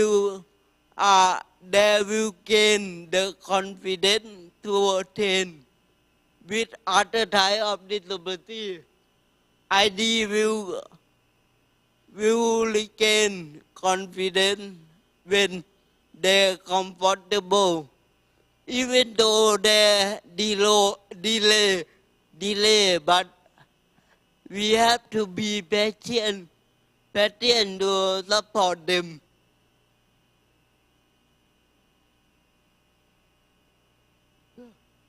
We have variety to teach them. For example, we have to give the child here instruction, the rule, timetable, assignment, that we have to adjust according to their ability. Yeah, these are the output from the training by person with ID and other developmental disability.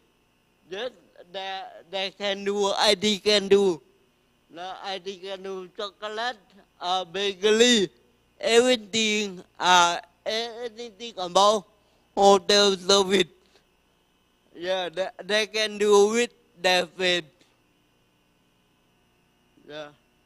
Bakery, this is the board due by person with ID and work with other type of disability. This one I showed the 80-day training program.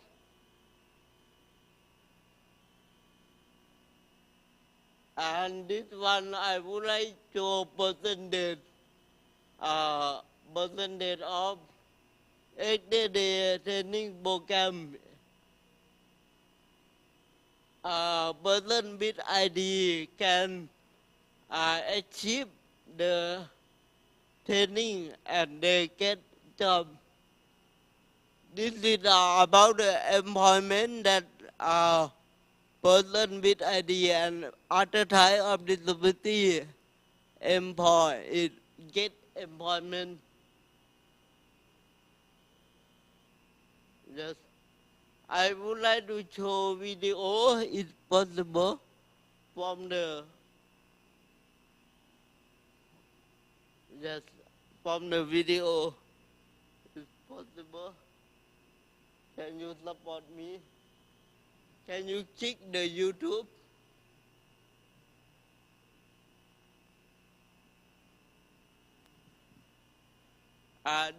This video by YouTuber come to visit this project and learn about and show about the price of person with disability.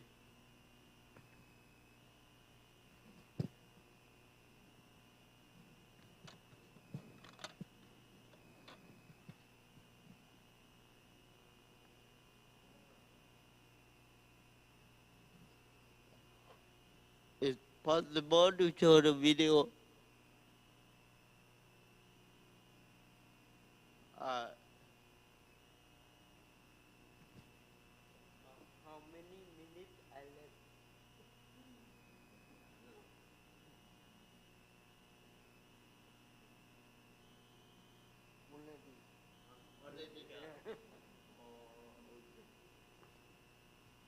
so already, so I would like, okay, video. Maybe after. Okay, and we have Korean colleagues. For example, Coty, KDAF, and DBI come to visit us, and I used to attend the DBI Japan, and we cooperate with state representative from Episodic to join in the Korea. Yes, this is another video, but because of time, I cannot share this video. Okay, and I would like to show this two project that another effort for ID for intellectual disability, not only the employment, but they can self-rely on. According to the title, CBR, Income Strategy, CRPD, and SDG, we have two projects about the ASEAN hometown for persons with disability in ASEAN. Yeah. We include the intellectual disability to be independent and get income by self-employer. And another project is in Thailand about improving self-reliance of persons with ID and their family. This one is about the self-reliance for them. Yeah, we promote the Thai Uncle Cooperation, not only ID, but parent and teacher support. Yeah, for the food security, income generation, and physical exercise. They can be self-independent, not only employment. Yes. Okay, the last, I think, BWID can work with other people, non-BWD, and BWD can work with dignity by themselves and promote the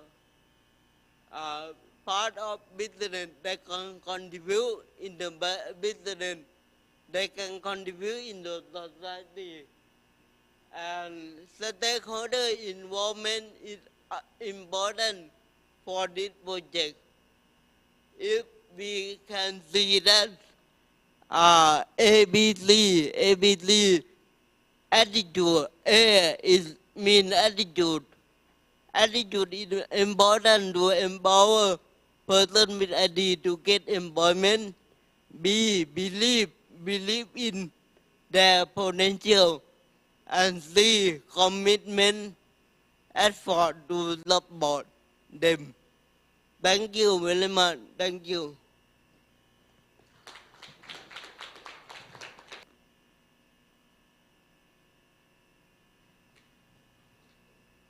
네, 감사합니다. 정말 그 현장에서 이루어지는 구체적인 사례를 제공해 주셨다는 생각이 듭니다.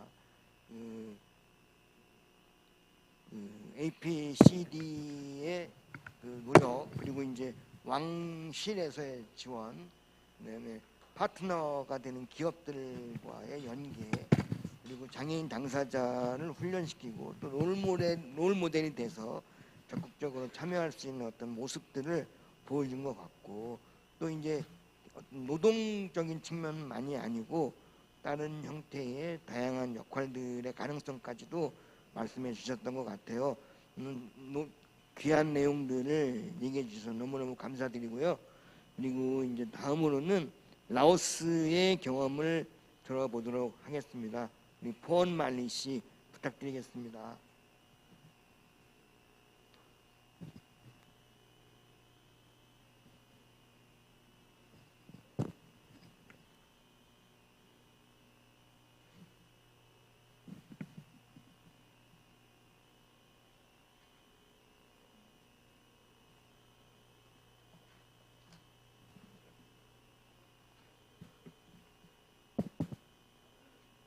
Okay, let me start.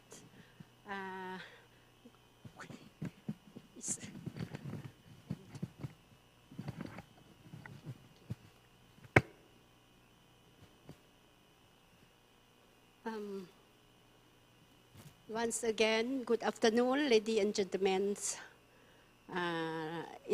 For me, it's a very pleasure to have the opportunity, to have the chance to present to you today about the. I don't want to say that I have the Laos have the experience. I would like to share only some information to you, and some case study to you. And the main thing that I would like to get from this conference, international conference, I would like to got the knowledge, the experience from Korean, from the other country, from Australia, from Japanese, from Thailand, and from the other country. Let me start because I'm the last person. Maybe I am exciting. Okay, for my presentation, I just the first one I would like to share you. Before I share you about the current situation of promoting a person with intellectual and development disability in Laos PDR, I would like to briefly about the IDA background. IDA is mean that Intellectual Disability Association. For the background of the Intellectual Disability Association, our association established in 2014. The first we start from the small group from the parent who has the intellectual children. I mean that ID children. We start from the small group from the parent. And we develop one by one, step by step, and we have the supporting from the government, supporting from the community, and in 2018, we registration for the Intellectual Disability Association. Okay, I forgot. Yeah.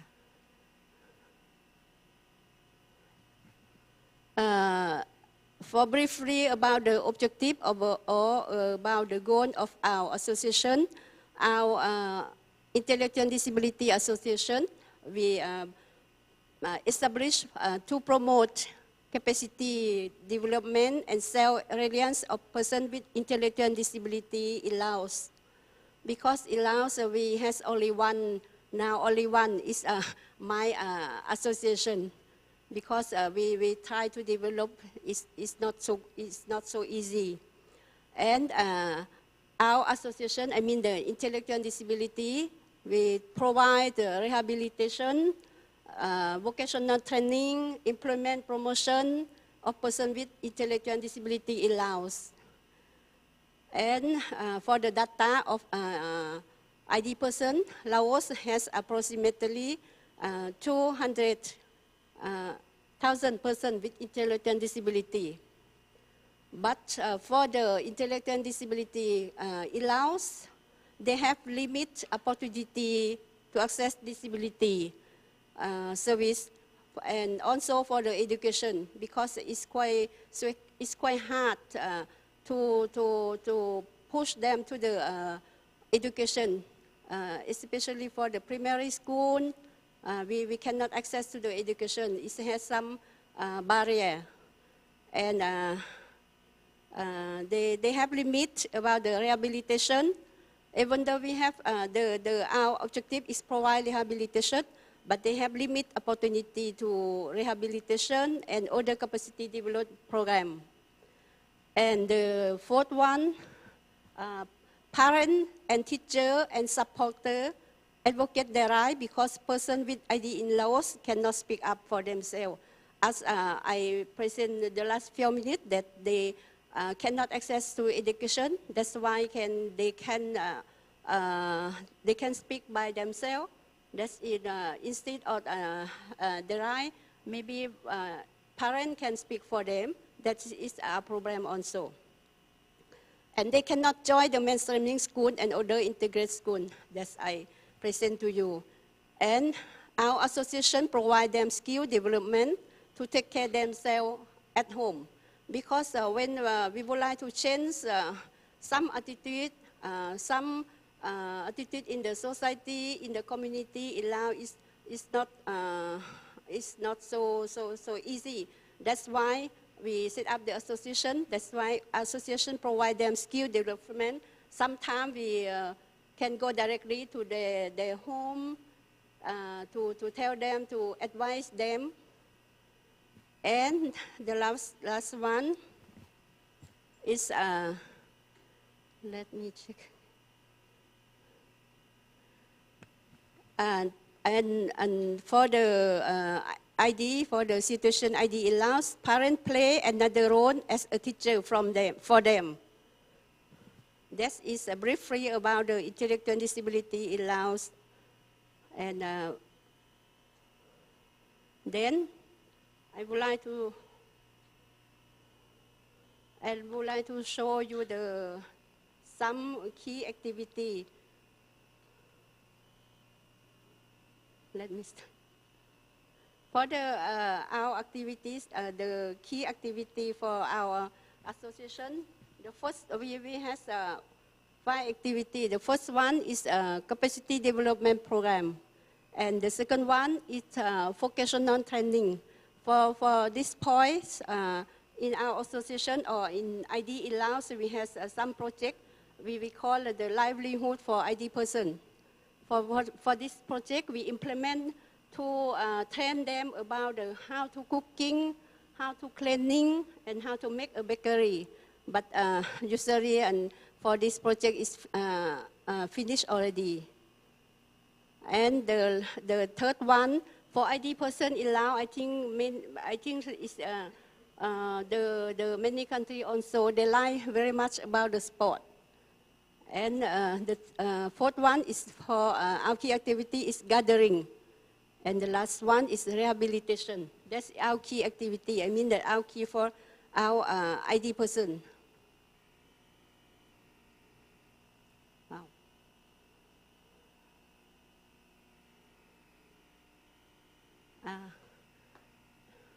Next slide, I will talk with you about the. Sorry.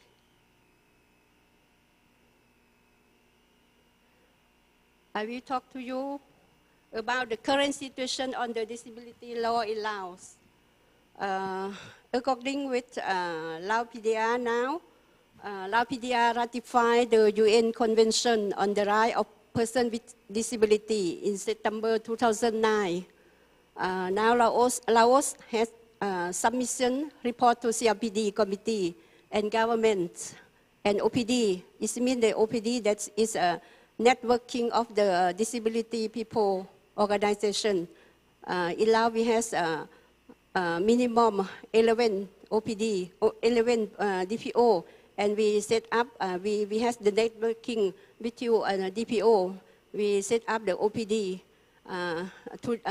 Now is very important for us for this time. Not only government report for the UN Convention, but for the OPD, we have the report also. We call parallel report to UN Convention. It's very important for us now. And Laos will go to state party during the 27th section in Geneva in August next month to review the progress toward the implementation of the CRPD in Lao PDR. This is one important for the current situation on the disability law in Laos.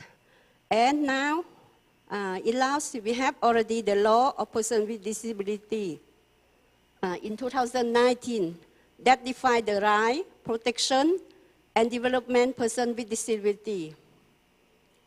And I would like to show to you next. And we have also the National Plan of Action Plan with Disability. For this plan is run for Ministry of Social Welfare. We plan for the 2021 until 2030. For this plan, which define priority action to advance the right of person with disability from inclusive education. Now in Laos, for the inclusive education, we put in the plan, I mean the 5 plans next, because we think this for the people with disability, especially for the intellectual disability, even though they cannot study a higher or something like that, but the basic, they must be know about the education. And then we the right of vocational training, social protection, and recreation to improving statistics and community sensibilization. Next. I would like to show that is the law of disability in Laos in 2019. For this law, we printed in Lao language and English language. But for this law, we just set up only we in general disability people. We still have only general, but we have the type of disability also. We until now we cannot specific for the ID person, but maybe in the future we try to do specific law for the intellectual disability in Laos.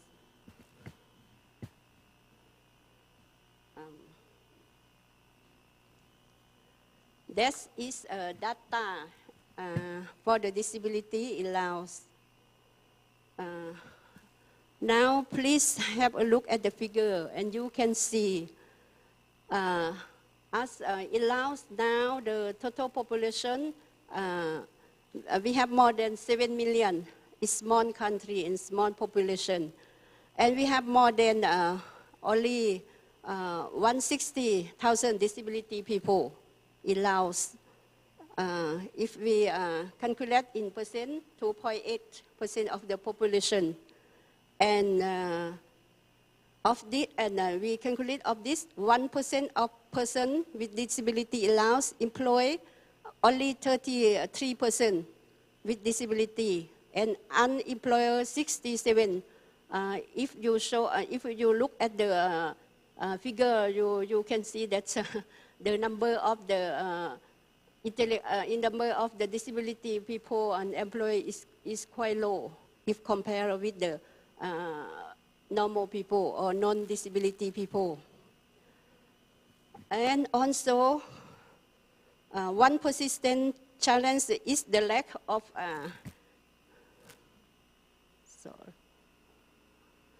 for the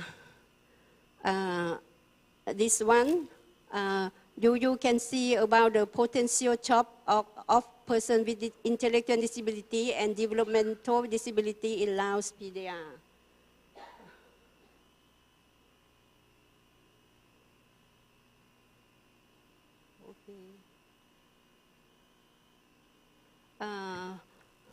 For this one, as you can see in the screen, that's a lack of sorry, I cannot see.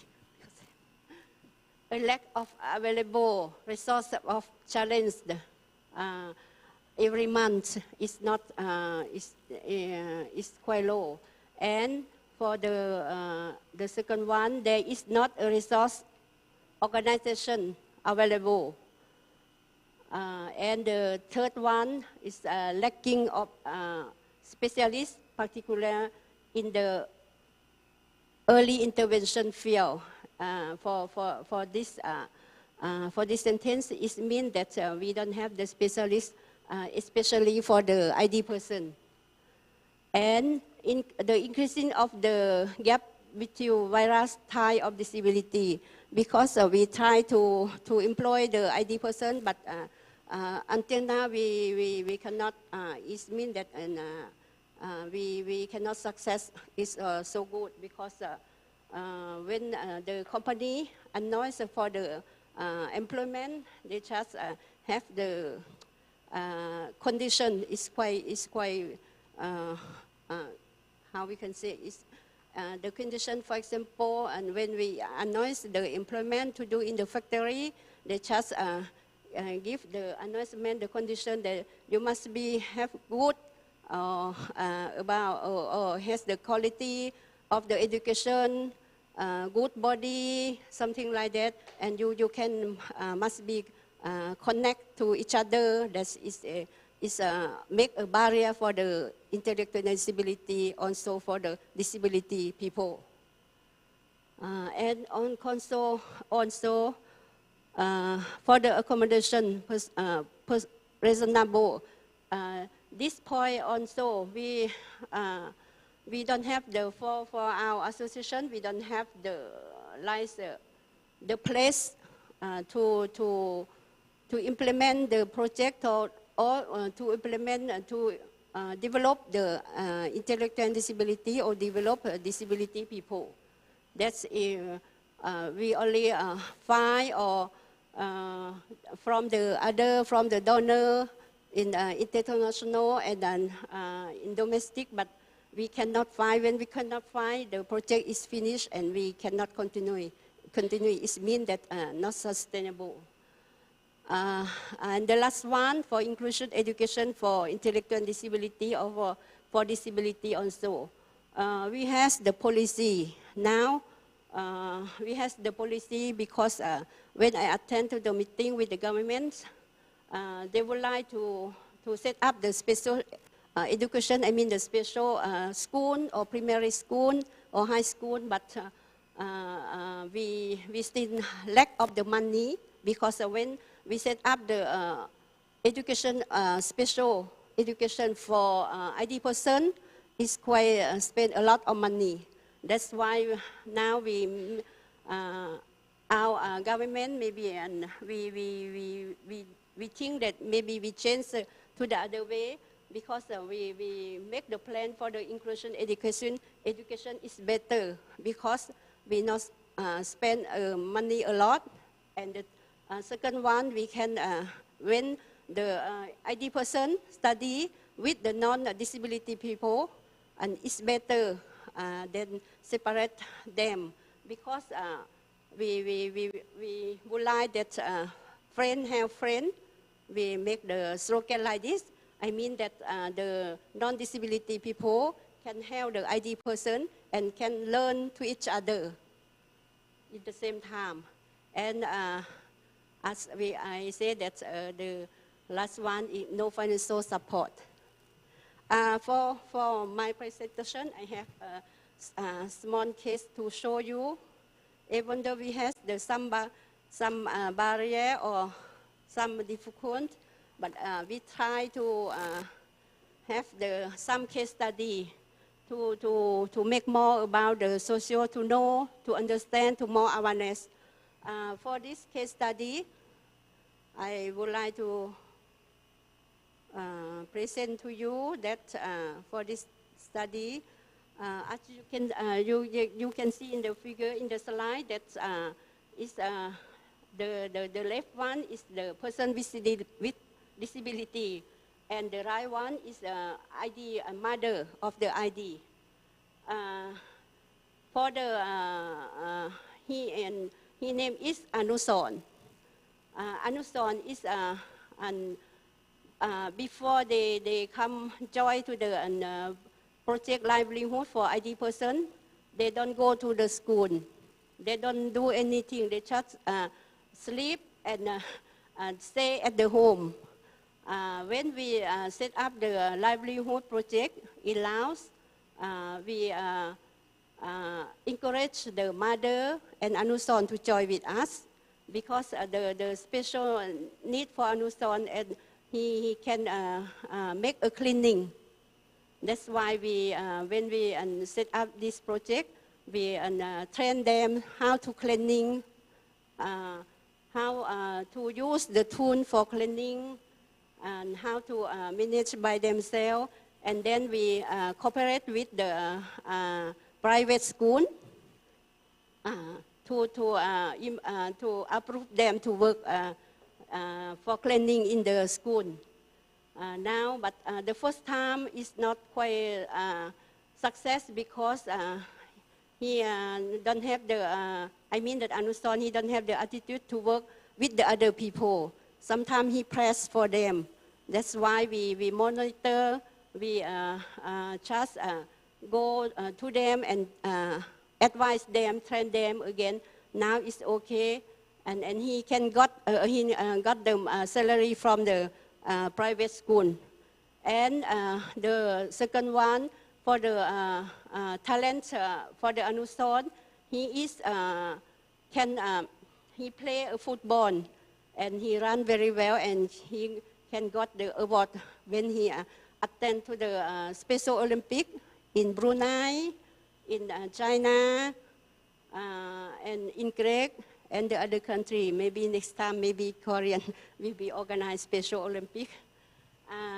That's why, and now Anuson mother is very proud of her, and now still now he continue to work in the primary school. That is briefly the case and to success about the vocational training or about the employment for the intellectual disability. Next, I would like to share to you our challenge. As I present to you, we have, if compare the other country, especially if we compare with the Thailand or with the sub-region, I mean the Mekong sub-region country, we have some challenge in Laos. I would like to learn more about how support disability from the, no, sorry, I confused. IDA need an ID specialist for the other country. That's I present that last few minutes that ID we lack of the ID specialist for the special need of the ID person. That's why ID need on IDA need on ID specialist from the other country. And second one, parent and teacher must be provided with opportunity to grow their skill. Because as we present to you that our association or our IDA in Laopedia, we set up from the group of the parent who has the ID children. That's why parent is play very important roles. Parent and teacher also. And the third one for vocational training, we need modern facility and app tool. Guideline tool because some ID person they cannot speak. Even they can speak, but they speak very slowly. That's why we would like to have the facility or app tool to help them to speak very well or speak to make understand with the society and to make understand among themselves. For example, if for example my son, he is intellectual disability and he cannot speak, and I just draw the picture to show them that what is this, and he can understand and he can connect to each other with me or with my mother and with her friend, with their friend. And also the fourth one is very important. A self-independent program is need when their parents or relative die. sorry that because we make this is very challenge because some parent or also the community we are worried now, and when we have the parent also still live, they can help you, but we are worried when if we don't support them about the work, something like that, we are worried that is our challenge also. And the last one, we learn how to handle membership in an organization. We would like to have the networking not only in Laos, but we would like to have the networking with the international lines. For today, even though we don't have a lot of information, but we came here to learn from you, from the other country. That is our challenge.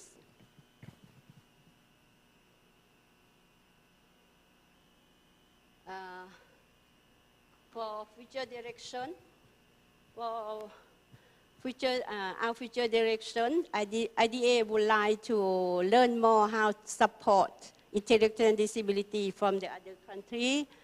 And the second one, a self-independent program in need when the parent and the third one, networking or inclusive education. For this one is very important. And the fourth one, we would like to exchange experience from the country to learn capacity building. That is the future direction. For our recommendation, we just only have one point. That's for the recommendation. IDA need more support from the donor for construction on vocational training for intellectual disability, because now we don't have special vocational institute or special vocational training project, something like that. We would like to more support from the donor for the construction, to have the sustainable place to support them. I mean them support intellectual disability. That's all for our recommendation. Thank you very much.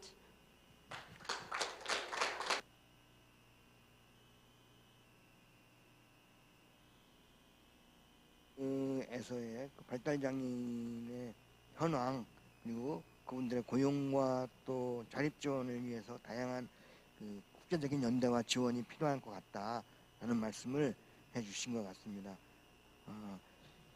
저희가 지금 4시 넘어서까지 지금 진행을 하고 있는데요. 잠시 한 10분 정도 쉬었다가 이제 이후의 일정을 진행하도록 하겠습니다.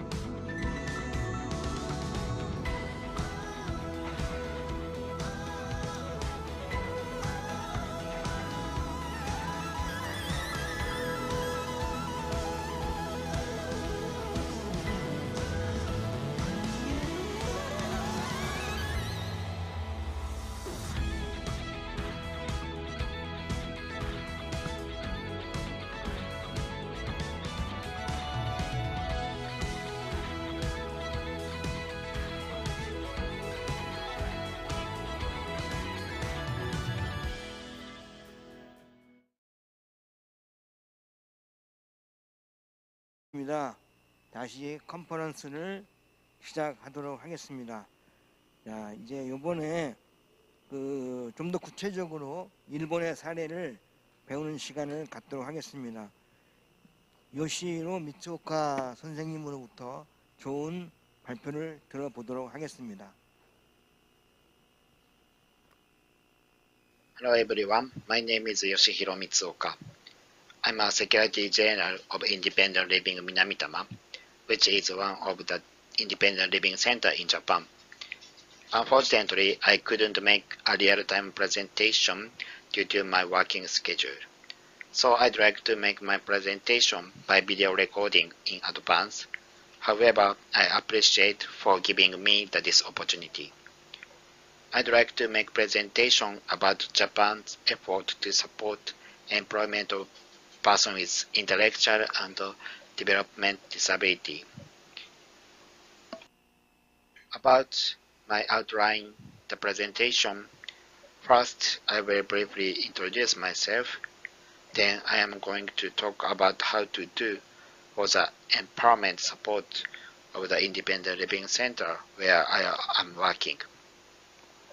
Then I will explain especially the positive effect by activity of Independent Living Center, the connection with the employment of persons with disability. Then I am going to more explain about system of empowerment support for persons with disability in Japan. At that time, I will share how to support for persons with disability and also how to support business sector and also effort to facilitate support for both of them. Through my presentation, I'd like to inform the empowerment is the basis for independent living, the persons with disability. Actually, persons with disability want to participate in society. They have many challenges. So when they face the challenges, it is very important to do an empowerment approach. If they couldn't have any chance to empowerment, maybe they couldn't have any motivation, such as to find work, to feel the joy at working, to contribute more to society. I hope this presentation will be the opportunity for you to consider about the empowerment approach for persons with disability.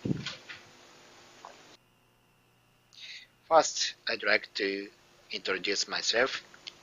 I have a disability which is a spinal cord injury, and I'm living the using manual wheelchair. About 30 years ago, when I was 40 years old, I was injured. I had studied social work at the university in Japan, and now my working is mainly supporting the independent living of persons with disability. The characteristic of an independent living center is that it is operated by persons with disability and support empowerment by making peer equal relationship and doing mutual support basically. The purpose is to realize and continue community life based on their self-decision and self-responsibility of the person with a disability, regardless of the types and degrees of the disability. The Independent Living Center has two approaches to empowerment support for persons with disability. One of method is the psychological approach, and another is the experiential approach. The psychological approach uses a technique called peer counseling for support empowerment. Peer counseling is a method in which a counselor who has a disability listens to the hard or negative story from persons with disability carefully, and also counselor promote to discharge the emotion. Then after discharge emotion, the client can feel the self-confidence and also realize how to build the equal relationship with other person. And finally, they can change the society into a comfortable environment, comfortable inclusive society, and also for persons with disability. Independent Living Center aims to enable persons with disability to live independently. So many persons with disability often have received the negative message from around person because they cannot be physically and financially independent due to their disability. However, the cause of the problem is not an individual with disability. Cause of the problem is the society, because society creates the various barriers and sometimes denying the person with a disability access to education and employment. Peer counseling begins with the goal of the acceptance and admitting that themselves with a disability. By facing the painful experience of being disabled and having a peer counselor talk to them, then they can realize their potential and they find their dreams. And one of their dreams, the motivation to get a job and to contribute to society. Psychological empowerment is a very important approach for persons with disability to live independently. And it is a source for persons with disability to take action, including living in the community, going to the school, and getting a job.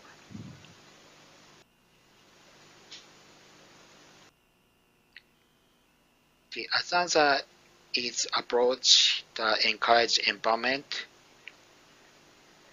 having the person with a disability, the many kind of the experience, such as the success and fails. The Independent Living Center uses a method called Independent Living Program. Independent Living Program provides skill and knowledge that necessary for independent living through the experience. For example, the cooking. Can you cook very well? How did you learn to cook? When I started living alone, I was in trouble because I couldn't not cooking very well. Because my mother always cooking for me, so I was able to many mistakes such as cutting my finger and mistake the amount of the sugar or salt. So many persons with disability could have any chance to cook themselves. Always the parents and staff in institution prepare for the cook to persons with disability. So persons with disability have no experience of cooking and will not be able to live independently. Other topic, how to ride a train, how to use a cash card, and how to make the greeting, and so on. So through this experience, persons with disability will gain the confidence and forward to the empowerment by successful experience little by little. And also sharing experience and learning from the other person with the same disability is a very good approach for empowerment. Moreover, during the Independent Living Program, Independent Living Center will use role-playing to practice or simulate of asking or negotiating the other person or what they want, they necessary.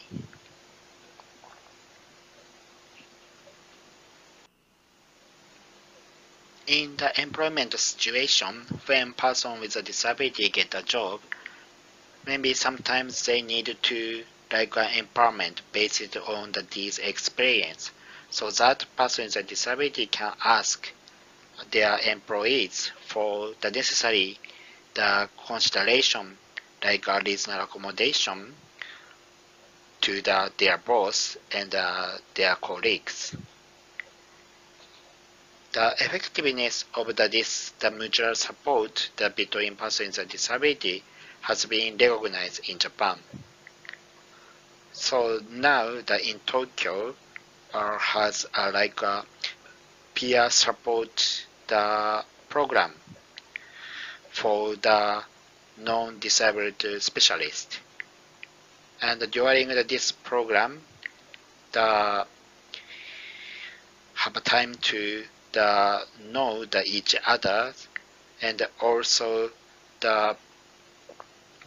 how to collaboration with the counselor with disability and also non-disabled counselors. I strongly emphasize the mutual support between persons with disability is effective for empowerment of persons with disability.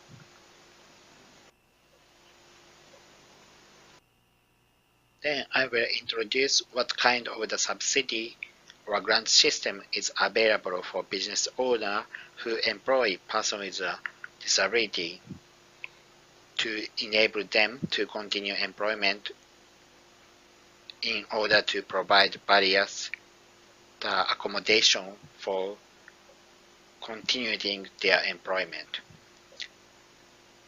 One of them is the grant for placement of workplace, the dispatch for personal assistant for persons with disability. It is for providing to business owner who assign the personal assistant to the placement when hiring persons with disability. For example, when hiring a deaf person and difficult to communicate, this grant used for the dispatch and provide the support, the sign language interpreter or other assistant.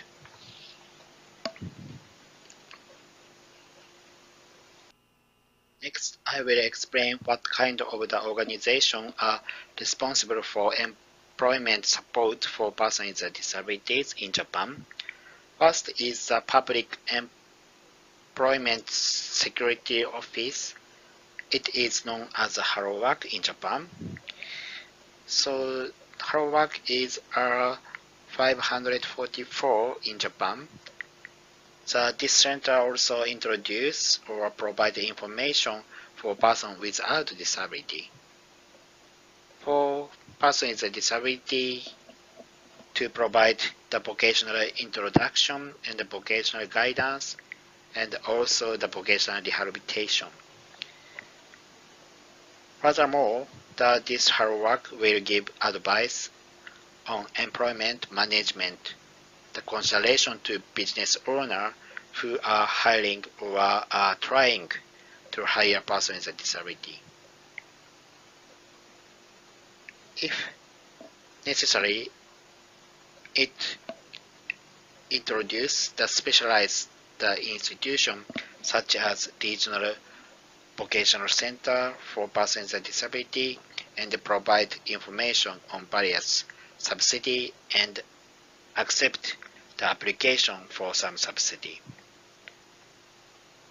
And next is the Work and Life Support Center and the Job Coach Support. Job Coach Support is a service in which a job coach visited a company. Then the job coach provide the support to both of the worker with disability and the company. Job coach provide advice and assist for workplace adaptations to persons with disability and advice on the employment management to the company. In particularly, it will provide the direct guidance to persons with disabilities and how to support the person in charge of the support. And also the job coach will follow up in the cooperation with the support, the organization that I mentioned before, the some organization. In my conclusion, I'd like to share with you the empowerment is the basis for persons with disability to live in the community. There are people with a disability who face the many challenges to participate in the society, and empowerment is necessary for them to have the desire to work. Empowerment from the various aspects is necessary for persons with disability to feel the job of the working, to want to contribute to society. So I'd like to be happy if you could think about the approach to empowerment of persons with disability, especially the mutual support with disability and cooperation with various organizations for support the employment of persons with disability. Thank you very much for your kind attention.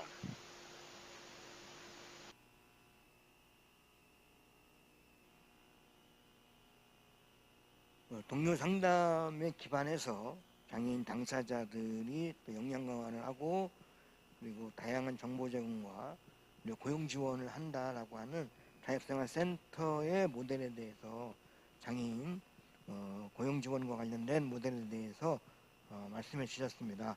이것이 미치오카 쌤 감사하다는 말씀을 드리고요. 그 다음에 이제 한국의 경험을 이제 듣는 시간을 갖도록 하겠습니다. 한국장애인 고용공단 고용개발원 직업영역개발부장 유은경 부장님으로부터 좋은 발제를 듣도록 하겠습니다.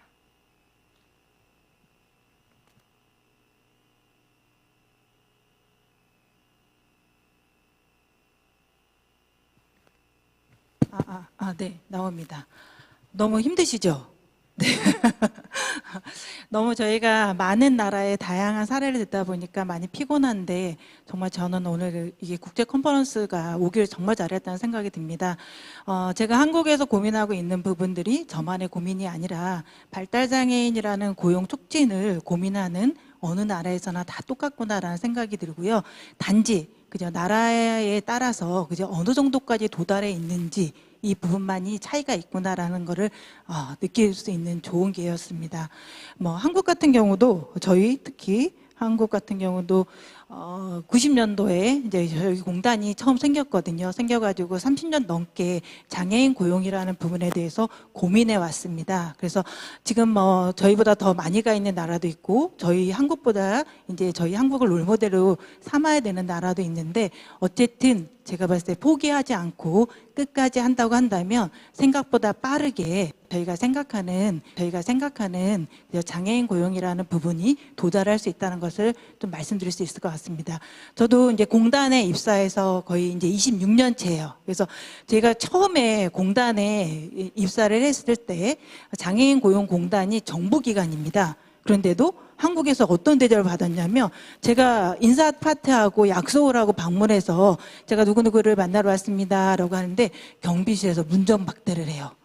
잡상인 출입금지라고. 그래서 제가 확인을 한 번만 해달라 이렇게 말씀을 드려도 장애인 이러면은 무조건 잡상인 이래서 했는데 지금 26년이 지난 현재 제가 기업을 방문하면 한국장애인 고용공단에서 왔습니다 라고 말씀을 드리면 경비실에서 저는 그 정도까지 친절을 받을 필요가 없는데 너무너무 좋은 일을 하고 계신다고 해서 그죠? 원래 바깥에다가 차를 세우고 들어가야 되는데 저는 현관문까지 가라고.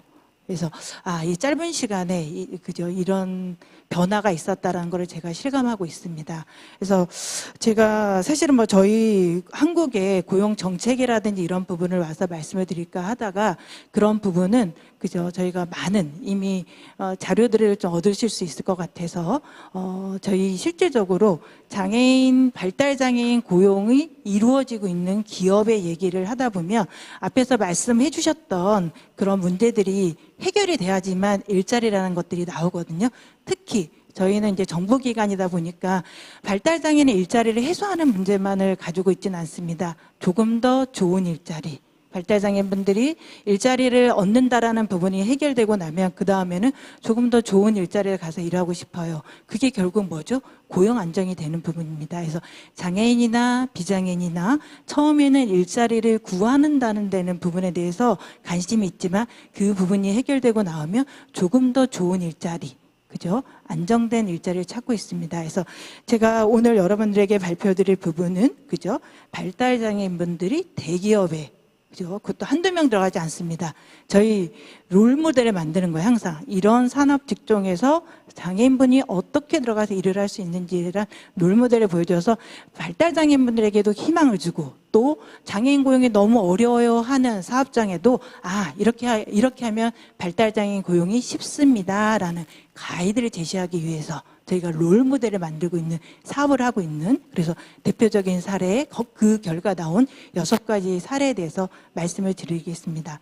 제가 공단의 직연력 개발 사업이 무엇이냐라고 말을 하면 항상 제가 저 주제에 쓰여놓은 함께 나누는 꿈, 내일을 여는 잡 이렇게 읽어도 되고요. 함께 나누는 잡, 내일 여는 꿈입니다. 발달장애인, 장애인에게도 뭐다? 미래라는 거는 일자리에서 있습니다. 그래서 많은 기업에서 또 우리 발달장애인이라든지 장애인분들이 같이 갈 수 있도록 일자리를 나누자라는 부분으로 항상 저 제목으로 저희 직역력 개발 사업을 소개하고 있습니다. 그럼 이제 구체적인 사례에 대해서 말씀드리겠습니다. 예, 발달장애인 대표 직무, 그죠? 저희는 이제 계속 시대, 직업이라는 부분을 고정되게 생각하면 안 된다고 생각을 합니다. 시대의 트렌드에 맞게 장애인 일자리도 갖춰가야 되는 거거든요. 그래서 저희 공단에서 지금 한참 고민하고 있는 부분은 4차 산업혁명 시대에 우리 발달장애인분들은 어떤 형태의 일자리를 가질 수 있는지에 대한 고민을 하고 있습니다. 그래서 조금 어렵지만 도전적인 목표를 가지고 발달장애인이 진입하기에 좀 어렵다 하는 부분에 대해서 이런 부분도 가능하다라고 하면 나머지 쉰 부분은 당연히 들어가서 일을 하실 수 있는 부분이거든요. 그래서 그런 부분들에 저희가 적극적으로 그죠? 타깃 사업장으로 선정해서 발달장애인 일자리를 대량으로 산출했던 사례들을 그리고 이게 최근 3년 이내에 다 일어난 일입니다. 한국 하면 뭐죠? 우리 이 작은 나라지만 세계 1위인 산업 분야가 있습니다. 뭐죠? 네, 반도체입니다. 반도체. 그래서 반도체 쪽에 발달장애인이 들어갈 수 있을까? 처음에 다 불가능하다고 했습니다. 하지만 그죠? 장애인 고용이라는 부분이 사업장에서 어떻게 고용해야 되는지를 모르기 때문에 불가한 거지 장애인과 같이 갈 수 있는 부분이라는 걸 전문가에게 컨설팅을 받는다고 한다면 얼마든지 같이 갈 수 있습니다. 네, 그래서 반도체 분야에서 우리 발달장애인분이 들어가서 일하는 모습을 첫 번째 사례 발표를 드릴 거고요.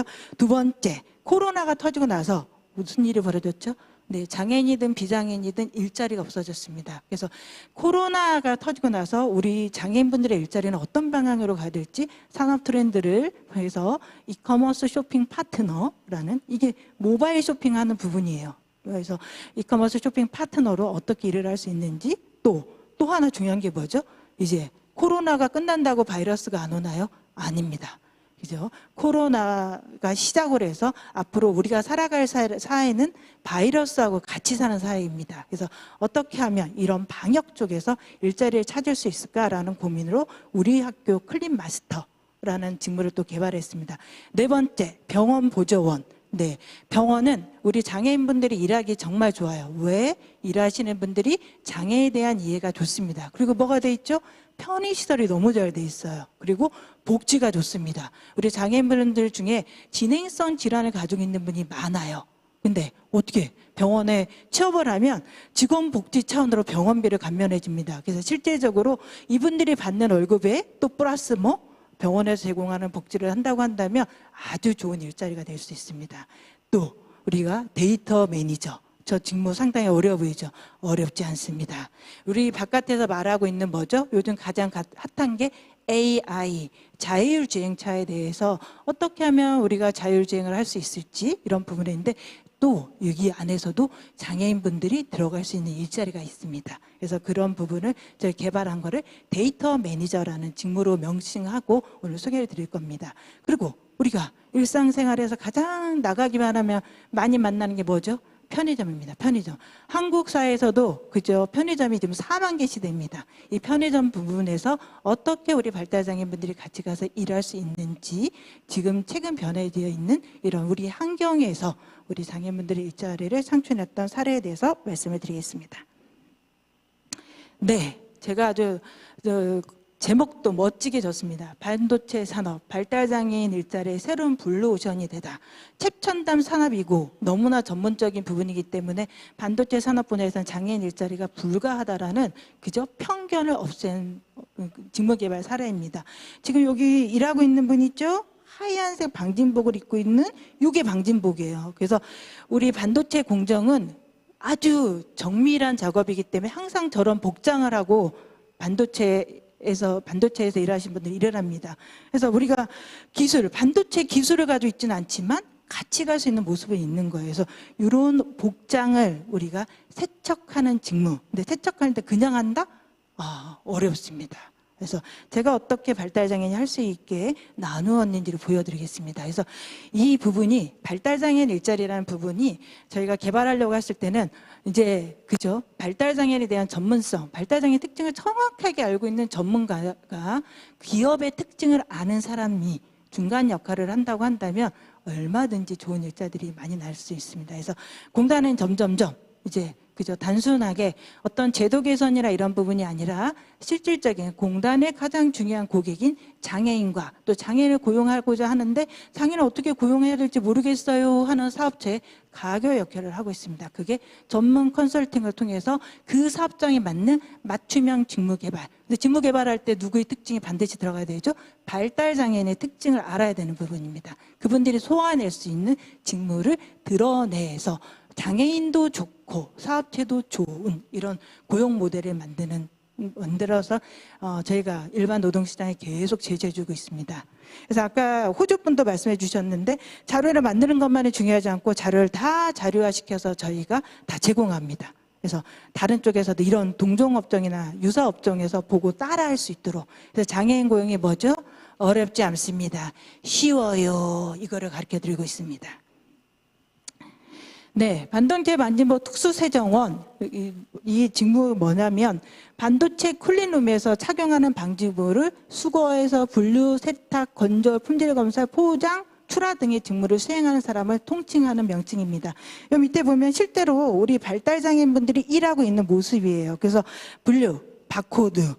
사실은 제가 발달장애인분 중에서 가장 기능이 안 되신 분이 이 바코드에 가 있는 부분이에요. 이분은 뭐만 하면 되죠? 바코드가 돼 있으면 기계 들고 딱 찍기만 하면 이게 몇 번이 세척되어 있는지 다 나와요. 그건 뭐로? 우리나라가 뭘 잘해요? IT를 잘합니다. 그래서 시스템을 갖다 넣은 거죠. 그래서 4차 산업혁명이나 기술의 발달이라는 부분이 장애인의 일자리를 뺏어가는 게 아니라 적절하게 IT 기술을 갖다 넣는다고 하면 접목해서 같이 갈 수 있는 것들을 보여주고 있는 거예요.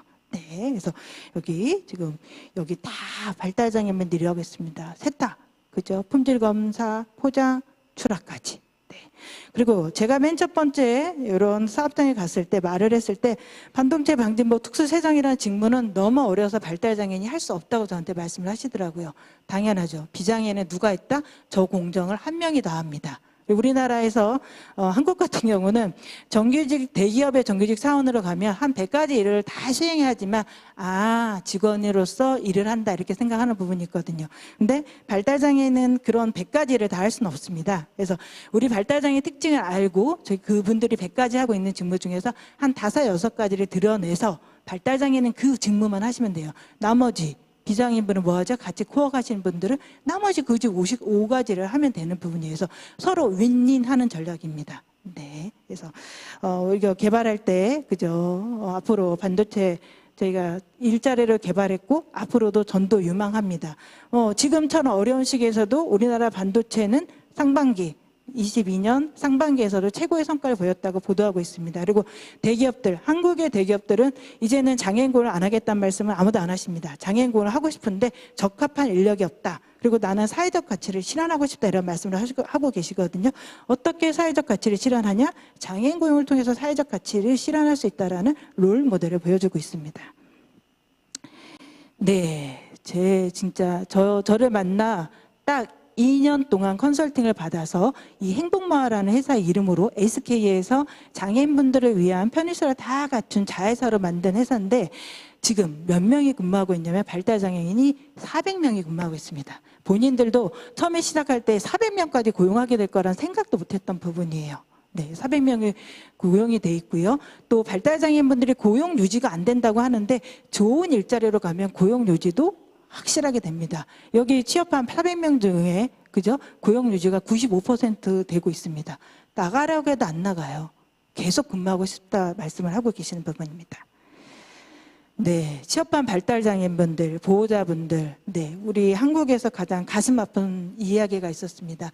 발달장애 부모님들이 늘 언론에다가 말씀하시기는 발달장애 자녀보다 하루만 더 살았으면 좋겠다. 왜? 그죠? 발달장애인분이 혼자 남았을 때 생활이 안 될 거를 걱정해서 발달장애인보다 하루만 더 살았으면 좋겠다라는 그런 간절한 이야기를 많이 했습니다. 그래서 참 마음 아팠었는데 이제 이런 좋은 일자리가 생기면서 그런 고민들을 좀 해결해 주고 있습니다. 그래서 어머님들이나 취업한 발달장애인분들이 꿈만 같다. 너무 행복하다. 예. 회사를 출근하는 게 가장 즐겁습니다라는 피드백을 받고 있습니다. 네, 그리고 제가 봤을 때 대기업이 하니까 다르더라고요. 이제는 뭐하다? 처음에는 저랑 일자리를 만드는 데 관심을 했는데 지금 뭐? 고용 유지. 어떻게 하면 이들이 행복하게 우리 회사의 구성원으로 갈 수 있는지에 대한 부분에서 인프라를 구성하고 있습니다. 그래서 대기업은 자본이 많기 때문에 그죠? 어떻게? 우리 발달장애인들 일하시는데 조금이라도 불편하면 안 되기 때문에 배리어 프리 사업장 전부 다 만들고 있습니다. 그리고 또 이분들이 단순히 일만 하는 게 아니라 회사에 가서 여러 가지를 해결할 수 있는 부분이잖아요. 그래서 문화활동을 할 수 있도록 합창단이든 뭐 운동이라든지 이런 것들을 다 지원하고 있습니다. 그래서 발달장애, 대기업에서 발달장애인의 일자리를 창출할 수 있었던 건 뭐다? 비장애인이 가지고 있는 직무 중에서 직무를 세분화한 거예요. 직무를 세분화하고 표준화시켜서 제시를 했기 때문에 이게 가능합니다. 이게 근데 아무나 할 수 있는 거는 아닙니다. 그래서 점점 더 제가 봤을 때는 발달장애인이든 장애인 쪽에서 고용이라는 부분을 가려고 한다면 장애에 대한 이해와 사업장애에 대한 이해가 있는 그런 전문가 양성이라는 부분이 절대적으로 필요합니다. 네. 두 번째, 이커머스 쇼핑판 트럭. 코로나가 생기고 나서 가장 큰 변화가 뭐죠? 네, 우리가 마트 가서 그죠? 장을 봤는데 이제 뭘로 하죠? 핸드폰으로 장을 봅니다. 그래서 모바일로 장을 보는 거, 이런 유통을 하는 걸 이커머스 산업이라고 해요. 그래서 어떻게 이커머스 산업 부분에서 우리 장애인분들이 포스트 코로나, 그죠? 코로나 시기에도 코로나 시기 이후 포스트 코로나 시기에도 어떻게 같이 갈 수 있는지를 보여준 사례입니다. 네, 그죠. 소비자가 인터넷, 특히 모바일을 사용해 물품을 구매하고 소비하는 일련의 과정에 도움을 제공하는 직무가 뭐다? 이커머스 쇼핑 파트너. 그래서 비대면 산업이 코로나가 터지면서 완전 대박을 쳤습니다. 그래서 매일 수직 상승하고 있어요. 얼마나 많은, 그죠? 얼마나 사업이 잘 되는지 수직 상승하고 있었는데 우리 장애인분들은 점점 코로나가 터져서 어땠죠? 고용 현실이 열악했습니다. 이 분야에서 내가 장애인분 일자리 좀 창출해야 되겠다 했고 미국에 아마존이 있다면 한국에 뭐가 있다? 쿠팡이라는 신생업체가 하나 있었습니다. 그래서 쿠팡은 뭐냐면 쿠팡의 사명이 왜 쿠팡인지 아세요? 쿠폰이 팡팡 터진다야. 쿠폰이 팡팡 터진다. 그래서 쿠폰이 팡팡 터지는 쿠팡에서 어떻게 하면 우리 장애인분들이 좀 많은 부분이 들어가서 같이 이 포스코 시기에 좋은 일자리를 진출할 수 있을까라는 고민에서 성공한 사례입니다. 그래서 이렇게 보면 이렇게 세부 직무들 여러 가지 직무가 나왔어요. 처음부터 이렇게 나왔던 건 아닙니다. 저하고 여러 번의 컨설팅을 통해서 적합한 직무를 개발했기 때문에 가능하고요. 이 중에서 모든 직무에 발달장애인이 들어가 있는 건 아니고 스마트 오피스 관리라는 직무하고 다해용 보냉백 관련입니다. 그래서 여기가 쿠팡이 IT 기업이에요. 그죠? 우리 IT 기업이라서 IT 기업이라서 본인들 연구자분들, 개발자분들이 한 사무실에서 일하는 거를 별로 원하지 않습니다. 왜? 전시들 코로나가 심해졌을 때 모두 다 셧다운 될 수 있는 부분이거든요. 그래서 정책적으로 회사에서 스마트 워크를 시켰어요. 이렇게. 그리고 또 근로자분들도 재택근무라든지 스마트 집에서 가까운 데 가서 일하는 걸 원했거든요. 그래서 스마트 오피스 관리. 그래서 이렇게 여러 직원들이 공용으로 사용하는 사무실에서 뭘 한다? 공동 비품을 관리해주고 간단하게 소독해주는 게 우리 발달장애인이 합니다. 근무 환경이 너무 좋아서 여기 들어가신 분들 중에 한 분도 퇴사하신 분이 없습니다. 또 뭐 있죠? 우리 대표적인 게 배달을 하는데 자꾸 종이박스로 오니까 너무 포장지가 많아져가지고 환경에 오염이 문제가 됐어요. 그래서 이런 문제가 대두돼서 뭐 여러 번 사용할 수 있는 배달 가방이라는 게 나왔습니다. 그걸 관리하는 직무로 발달장애인 분들이 또 들어가서 아주 행복하게 일을 하고 있습니다. 네, 그리고 이 쿠팡이라는 거는 우연하게 생긴 건 아니고요. 공단에서 정책적으로 장기적인 플랜을 가져서 3년 동안 저희가 직무를 개발한 부분입니다. 그래서 사실은 가장 에너지가 들었던 건 1년이에요. 19년도거든요. 그분들이 장애인 고용이 무엇인지, 그죠? 무조건 이제 장애인분에 대한 경험이 없기 때문에 장애인 고용은 어렵습니다라는 부분에서 장애인 고용이 가능하다라는 걸 설득하고 저희가 그분들이 시도해 볼 수 있는 그런 라포를 형성할 때까지 2019년이 가장 어려웠고 20년, 21년에 이제 라포가 형성됐기 때문에 쭉쭉쭉 산업 분야에서 우리 장애인분들이 할 수 있는 분야들을 직무들을 대량 발굴해서 지금은 거의 600명 정도 근무하고 있습니다. 그리고 좋은 일자리가 나오니까 거의 발달장애를 포함해서 한국에는 장애 유형이 15가지가 다 있거든요. 15장애 유형이 골고루 근무하고 있습니다. 네, 우리 이런 직무를 개발할 때 과정을 보면 참여사업체를 선정하고 대상자를 모집하고 취업 발선하고 채용을 합니다. 근데 코로나 시기에는 저희가 하던 방식대로 업무를 한다고 하면 이 업체는 한 명도 못 뽑았어요. 다 변화를 가졌습니다. 참여사업체를 선정하고 난 다음에 뭘 했죠? 네, 계속해서 주기적인 회의를 하면서 공단하고 거시적으로 장애인 고용을 좀 같이 하겠다라는 부분에 대한 선도적인 부분으로 대표님이 나와서 저희 공단 이사장님하고 MOU를 체결했습니다. 그래서 대기업을 움직일 때는 MOU가 아주 중요해요. 왜? 최고 결정자한테까지 뭐가 된다? 업무 보고가 된다라는 게 아주 중요합니다. 그리고 제가 쿠팡하고 업무를 하다 보니까 인사팀에 인사 담당자가 업무가 너무 많아요. 그래서 장애인 고용을 공부를 시켜놓으면 돌아서면 다 까먹었어요. 그래서 제가 장애인 고용을 하고 싶으면 정말 장애인 전담자를 하나 둬라. 장애인 고용은 비장애인 고용하고는 결이 다르다. 이분들이 학습할 수 있는 시간이 필요하다 해서 전담자를 지정하는 것을 원했습니다. 네네네. 네, 그래서 전담자를 지정을 해서 처음에는 한 명의 전담자가 생겼는데 지금 장애인 고용이 점점 늘어나서 몇 명까지 됐다? 장애인 일자리 팀을 포용 경영팀이라고 하거든요. 지금 10명까지 구성되어 있습니다. 그래서 장애인 포용 경영팀이 생기고 난 다음에 회사 내에 장애인 고용으로 평가를 받는 부서가 생긴 거예요. 장애인 고용이라는 부분이 잘 돼야 그분도 생사가 그 기업 안에서의 자기의 입장이 돈독해지는 부분이기 때문에 아주 이제 가속도가 붙더라고요. 그리고 참여자 모집할 때도 이 사업장은 항상 대면 면접만을 했던 부분인데 코로나 시기에 대면 면접이 될까요? 어렵습니다. 비대면을 할 수 있는 방식을 저희가 도입했습니다. 그리고 훈련도 저희가 전부 다 재택교육으로 시켰는데 이런 어려움은 조금 더 근무 훈련 기간을 연장시킴으로써 좀 해결을 했습니다. 그래서 지금 현재 몇 명 정도까지? 600명까지. 그리고 정말 놀라운 거는 이게 전문가를 만나면 이런 부분이 달라집니다. 이 기업이 2018년도 저를 만나기 전까지 지금 여성장애인도 한 명도 없었고 발달을 포함한 중증장애인이 단 한 명도 없는 기업이었습니다. 그래서 0였는데 딱 2년 사이에 100명이 넘는 숫자로 올라가 있습니다. 이제 여성이나 중증이라고 해서 채용하지 않는 그렇지 않습니다. 얼마든지 같이 갈 수 있다. 우리의 파트너가 될 수 있다는 확실한 자신감을 얻은 거죠. 그리고 또 이분은 장애인 고용 조조기업이었어요. 저를 처음 만났을 때. 근데 지금 3.1%를 한국의 장애인 의무 고용률은 3.1%거든요. 네, 3.1%에 도달했습니다. 결국 이 사례는 저희 국내에서도 센세이션 했기 때문에 정부 포상을 받았고요. 이제는 쿠팡도 이제 고용이라는 부분은 어느 정도 해결했기 때문에 뭘로? 고용 유지로 가고 있습니다. 네. 다음은 뭐다? 네, 이제 방역의 중요성에서 우리 학교 클린 마스터. 학교라는 일자리도 우리 발달장애인이나 부모님들이 워낙 좋아하는 일자리입니다. 그리고 교육청도 낮은 고용률이 있었기 때문에 어떻게 하면 학교 안에서 교육청의 고용률을 높일까라고 생각해서 코로나 시기에 적합한 직무로 학교 방역, 청소가 아닙니다. 일반 청소, 오염을 제거하는 건 여사님이 하시는 거고 우리는 뭐만 한다? 간단한 학교에서의 방역만 하고 있습니다. 그래서 뭐 이렇게 막 보면 이렇게 일상생활에서 간단하게 해결할 수 있는 소독 업무들을 우리 발달장애인분들이 당사자들이 하고 있습니다. 네, 그래서 이런 부분도 이렇게 항상 가장 중요한 공감대 형성을 하는 부분이고 직무 매뉴얼화 시켜서 전국 확산이 되기 위해서는 그죠? 매뉴얼이 돼 있어야 됩니다. 그래서 매뉴얼도 만들어서 저희가 이후 다른 지역으로도 확산될 수 있도록 만들고 있습니다. 네, 그렇습니다.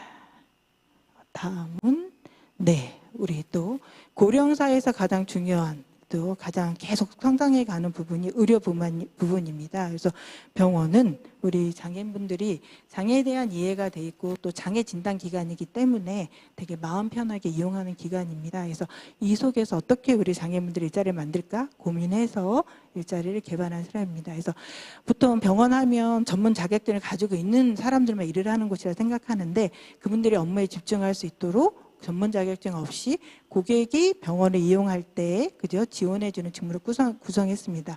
모든 병원 건물은 뭐죠? 금연 건물입니다. 그냥 우리 발달장애인분이 금연 지도원이라고 붙이고 병원을 순찰만 하면 다 알아서 담배 안 핍니다. 그리고 또 건강검진센터에서 이렇게 뭔가 검진물들이 나오면 소변이라든지 피를 뽑으면 일정한 검사를 할 수 있는 공간으로 이동해주는 딜리버리 해주는 업무로 우리 또 발달장애인이 많이 들어가 있고요. 의약품에 대해서 소포장하는 거. 큰 병원들은 이렇게 병동마다 소포장을 많이 하거든요. 또 하나 우리 무인기기. 비대면 진료가 보편화돼서 무인기기들이 많이 들어와 있습니다. 여기서 우리 발달장애인분들이 붙어서 발달장애인이라 무조건 사회성이 없어서 이런 거 못하지 않아요. 말 잘하는 친구 많습니다. 이게 어떻게 사용하는지 가르쳐 주니까 아주 일을 잘하고 계시더라고요. 그래서 무인기기에 붙어서 간단하게 고객들이 이용하는 법을 가르쳐 주고 있습니다. 네, 병원은 어떻다? 네, 장애인 편의시설이 잘 돼 있고 장애에 대한 이해도가 높아서 장애인분들, 취업한 장애인분들 만족도가 매우 높습니다. 그리고 또 병원에 좋은 게 유연한 근무 형태예요. 시간 선택제도 가능하고 다양한 직무가 있어서 자기한테 맞춤형으로 직무를 선택할 수 있다는 아주 장점이 있습니다. 다양한 병원에서 이렇게 근무하고 있습니다. 그리고 또 가장 좋은 게 뭐다? 병원의 복지로 병원비를 감면받는다는 또 다른 또 최고의 복지가 있습니다. 그리고 이 데이터 매니저라는 부분은 그죠? 인공지능 AI에서 자율주행이 될 수 있도록 자동차 그죠? 자율주행할 수 있도록 공부를 시켜주는 거를 우리 발달장애인이 합니다. 근데 이거는 모든 발달장애인이 할 수 있는 건 아니고요. 고기능 자폐 장애인분들에게는 아주 좋은 직무입니다. 여기 보시면 그죠? 인공지능 우리가 컴퓨터는 그냥 인식하는 게 없습니다. 다 저희가 공부를 시키는 거거든요. 그래서 공부시킬 때 컴퓨터는 0101로 모든 것들을 인식해서 사람이면 사람 그죠? 나무면 나무, 신호등이면 신호등이라는 걸 끊임없이 많은 사례들을 공부시켜서 아 이게 나무구나. 실제로 자율주행할 때 나무면 나무라는 걸 인식하게 되는 부분이거든요. 그런 부분에 우리 고기능 자폐장애인분들이 훈련을 통해서 들어가서 아주 성공적으로 일을 잘 하고 있습니다. 네, 그래서 앞으로 자율주행이라는 부분은 더더욱 발전할 수 있기 때문에 다양한 회사로 들어갈 수 있어서 발달장애라 전문 직종으로 저희가 소개를 드리고 있습니다. 네, 우리 마지막으로 그죠? 저희 1인 가구가 되고 또 코로나 시기 때문에 대형 마트를 가지 않고 뭘 가죠? 전부 다 집 근처에 편의점을 갑니다. 그래서 제가 그냥 개인이 하는 부분이 아니고요. 편의점도 대기업이 다 운영하고 있습니다. 그래서 대기업이 운영하는 직영 편의점에 발달장애인이 들어간 사례입니다. 우리 편의점 스태프할 때도 이게 정말 전부 저희 공단이니까 가능했던 부분이에요. 편의점 스태프로 일을 하실 때 가장 중요한 게 뭐다? 캐셔 기능이에요. 그래서 캐셔 기능을 안 하는 편의점 스태프는 있을 수 없다고 했어요. 근데 우리 발달장애 뭐만 어렵죠? 계산만 어렵습니다. 그래서 계산은 다른 사람이 하고요. 비장애인이 하고 그 계산을 뺀 나머지 상품 진열하고 매장 청결 유지를 하고 상품 운반하는 쪽으로 해서 서로 협력하는 모델로 직무를 빼줬더니 서로 윈윈 해서 잘 근무하고 있습니다. 그래서 처음에 제가 시범사를 했던 건 CU인데 CU에서 여기 성공 사례가 나오니까 동종업종의 GS, 세븐일레븐까지 해서 이 직무를 개발했던 당해연도에 몇 개? 네, 몇 명? 그 해만 160명의 발달장애인분들이 취업해서 여러분들이 이렇게 매일 한 번씩 들어가는 편의점에 우리 발달장애인들이 근무하게 되는 기반을 마련했습니다.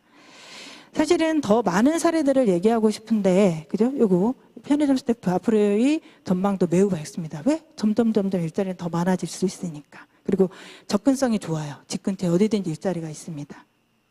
네. 사실은 저희가 공단이 30년이 넘다 보니까 발달장애를 위해서 직무 개발한 게 100가지가 넘습니다. 100가지가 넘는데 그거를 다 설명을 드릴 수는 없고요. 그래서 제가 최근 3년에 가장 핫한 좀 4차 산업, 미래지향적으로 가야 할 방향에 대한 일자리를 좀 추려서 보고를 드렸습니다. 그래서 뭔가 누군가가 불가능할 거라 생각하지만 가고 있다고 하면 그건 어떤 보편적인 직업이 될 수 있습니다. 저희 한국장애인고용공단은 계속해서 발달장애인분들이 그저 진입이 불가능하다라는 영역에 대해서 도전적인 목표를 설정해서 가능하다. 그리고 어느 순간 보편화되는 그 순간까지 계속 노력하겠습니다. 감사합니다.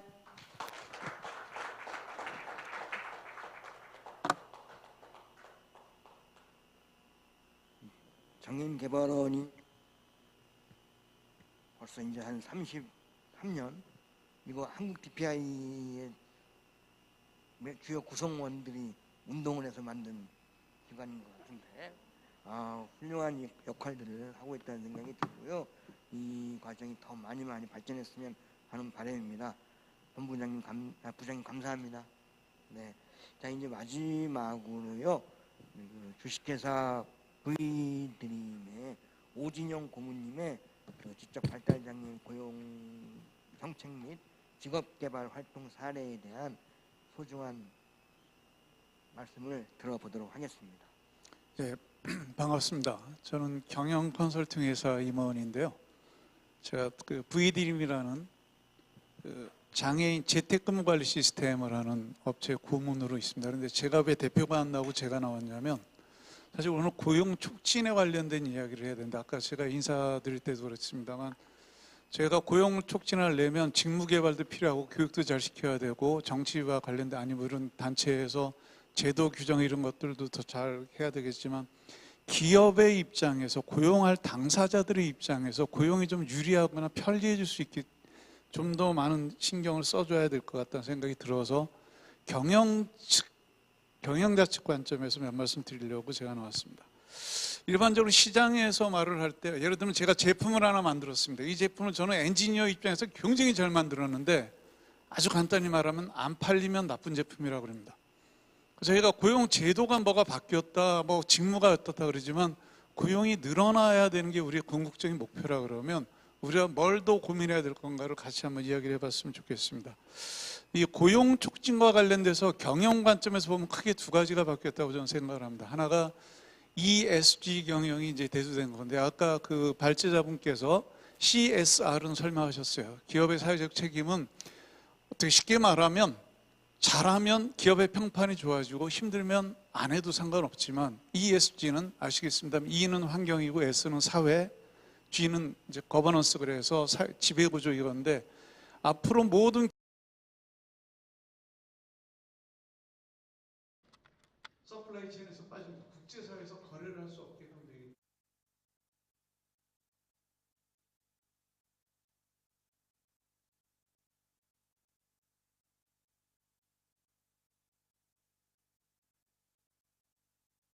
그런 얘기를 하는데 삼성전자 같은 경우는 1년에 고용을 3.1% 못 채우고 1년에 한 200억 이상의 고용 부담을 내고 있습니다.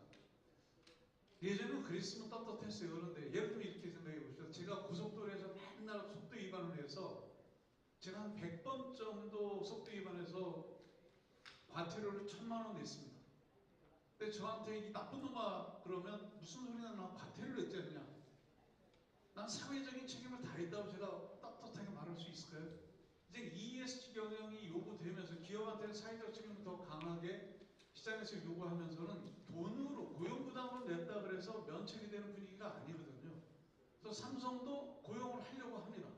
근데 고용을 하려고 하는데 왜 기업들이 겨우 뭐 1조 정도의 부담금을 낸다 그러는데 그 생태 같은 돈을 내면서도 고용을 안 하냐 그러면 하기 싫어서가 아니라 가장 어려운 게 관리가 어렵다 그럽니다. 그래서 인사 관리 이런 것들, 노무 관리 이런 것들에 어려움이 있어서 우리가 직무도 개발해주고 차라리 관리에 신경을 쓰고 거기에 투자를 하느니 고용부담은 내고 다른 쪽에 신경 쓰게, 이게 어떻게 보면 일반적인 정서예요. 저희도 인정하고 싶지 않지만 기업 측에서는 그런 정서가 사실 남아 있습니다. 기업은 절대 여유가 있거나 선하지가 않아요. 먹고 살기 위해서는 1원이라도 아껴야 되고 좀 더 효율성을 따져야 되는 입장이기 때문에 그런 입장에서 뭘 우리가 고려해야 될 건가를 고민해 봐야 될 것 같습니다. 그래서 또 한 가지 기업 경영을 하면서 최근에 ESG 경영 말고 큰 변화 중에 하나는 코로나 상황입니다. 코로나가 갖다 준 것이 언택트 상황에서 재택근무라는 게 나왔습니다.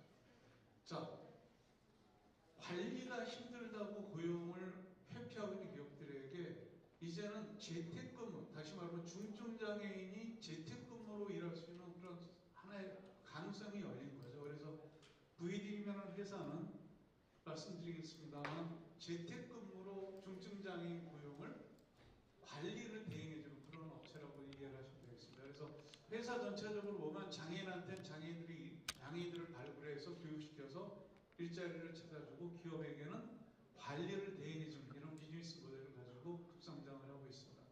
여러 가지 업무 중에서 일단 취업 전에 장애인들의 서포트는 모으고 교육시키고 이런 것들을 열심히 하겠죠. 그리고 기업과 채용하기 위해서는 면접을 저희가 트레이닝 시켜주고 지도도 해주고 각종 이런 지원 업무를 하고 있습니다.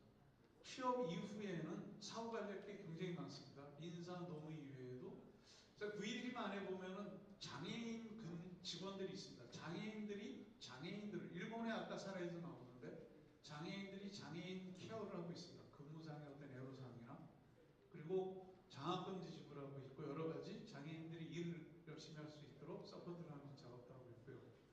반응도 굉장히 호의적이고 감사하다는 이야기를 많이 듣고 있습니다. 재택근무를 하려고 그러면 시스템으로 관리해야 되기 때문에 플립이라는 시스템에서 관리를 하고 있고요.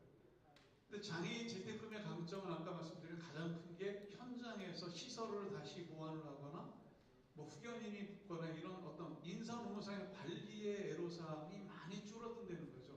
그렇지만 재택근무에도 관리가 필요한 거죠. 장애인공단이 정부기관으로서 직무개발의 여러 가지 역할을 많이 크게 해주시고 계시는데 기업의 관리를 대신해 주시는 데는 한계가 있을 것 같습니다. 그래서 그런 부분을 보완적으로 이런 주식회사, 저희 기업에서 맡아서 재택근무를 관리를 하고 있습니다. 장애인 재직자 근무 비율을 보면 가장 큰 게 역시 사무보조 쪽입니다. 사무보조고 그다음에 마케팅, 디자인 이런 쪽이 많은데 오늘의 주제인 지적 발달장애 재직 비율을 보면 역시 저희 그 V드림에서 매칭을 시켜서 근무하고 있는 장애인의 한 20% 정도가 지적 발달장애인들입니다. 근데 그 20%의 직원 중에서 63%, 한 3분의 2 정도가 결국은 사무보조입니다. 단차는 뭐 데이터 라벨링자고 아까도 사례 말씀하셨습니다만 시장 조사라든가 데이터 아니면 뉴스 스크랩이라든가 여러 가지 일을 하고 있고요. 마케팅이나 디자인 쪽 일을 하고 있습니다만 한 20% 정도는 장애인 예술인들이 있습니다. 그래서 그 장애인 예술인 중에 오늘 제가 마지막으로 이제 드리고 싶었던 말씀 중에 하나가, 자, 우리가 직무도 개발하고 사무에서 여러 가지 역량도 개발해주고 한다 그러지만 2020년서부터 체육인이나 장애인 예술인들도 고용으로 인정을 받게 함으로 해서 장애인 예술단을 만들고 싶어하는 기업들이 많은데 문제는 뭐냐면 장애인 예술 활동이 그 사람의 개인적인 어떤 삶의 질을 높이거나 이런 취미 활동이거나 그런 쪽 인권 그런 쪽이 아니라 기업에서는 뭔가 예술단을 운영하면 같이 사회에 의미 있는 봉사활동 같은 걸 같이 하고 싶어하는 게 굉장히 강해요. 그래서 오늘 제가 두 가지만 여러분께 제안을 드리고 싶은 게, 하나는 장애인 예술단 운영이나 이런 것들을 한다 그러면 아까 직무를 개발한 거 이상으로 장애인들과 같이 사회공헌, 예를 들면은 벽화 그리기를 같이 한다든가 환경지킴이를 같이 한다든가 뭔가 같이 사회공헌 활동을 할 수 있는 그런 프로그램을 좀 더 다양화하는 걸 장애인 단체나 이런 데과 같이 한번 고민해 봤으면 좋겠고요. 마지막으로 한 말씀 더 드리면, 사실 여기 아까 국회의원 3분이 오신다고 해서 저는 기대를 많이 하고 갔습니다. 그런데 이제 인사 말씀하시고 한 분은 영상으로 말씀해 주셨습니다만 정치권에서도 관심 갖고 지원해 주는 거 좋습니다. 장애인 고용공단 이런 데서 공공기관이 주도적인 역할을 해주는 게 굉장히 반갑고 그렇습니다. 또 장애인 단체도 계시는데 문제는 기업 입장에서 보면 장애인 구하기도 힘들고요. 한번 고용을 했다가 2년 있다가 해고를 해야 되니 기간제 근로라는 건 장애인이 채용하는 데서 굉장히 큰 벽입니다. 근데 이상한 게 우리나라에 보면 55세 이상 고령자가 취업했을 경우는 고령자 고용촉진법이라는 거에 의해서 2년 기간제 근무에서 예외를 인정을 해줍니다. 왜 그래요? 사회적 약자라고 그러는데 우리 장애인 근로자보다 약자 있습니까? 저는 장애인 고용촉진법에 의거해서 우리도 장애인 근로자들도 생각해 보십시오. 어렵게 기업과 매칭해서 2년을 일을 했습니다. 2년 끝나고는 기간제 근로자는 무조건 해촉을 해야 돼요. 그 법에서. 왜 노령자 55세 이상은 예외를 인정해주고 장애인들이 인정 안 해주고 이런 것들을 저는 오늘 연맹에서 이걸 주최하신다 그러면 국제적으로도 그런 트렌드가 있을지 모르겠습니다만 대표 발의를 해서 장애인들이 마음 놓고 2년, 3년 일할 수 있는 이런 여건 만들어진 역할도 이런 컨퍼런스에서 같이 논의가 있었으면 좋겠습니다. 그래서 정리를 해보면 기업 측에서는 장애인 고용 이제는 안 할 수 없습니다. 해야 됩니다. 고용 부담금 내고 이제는 끝낼 수 없는 입장인데 그들이 조금이라도 더 고용을 쉽게 하거나 고용뿐만 아니라 같이 사회 의미 있는 활동을 하기 위해선 어떤 행사, 어떤 프로그램이 더 있어야 될지, 그다음에 제도는 뭐가 보완이 될지 이런 것들도 이런 컨퍼런스에서 같이 좀 이야기가 됐으면 좋겠다고 생각이 들어서 몇 말씀 드렸습니다. 이상입니다.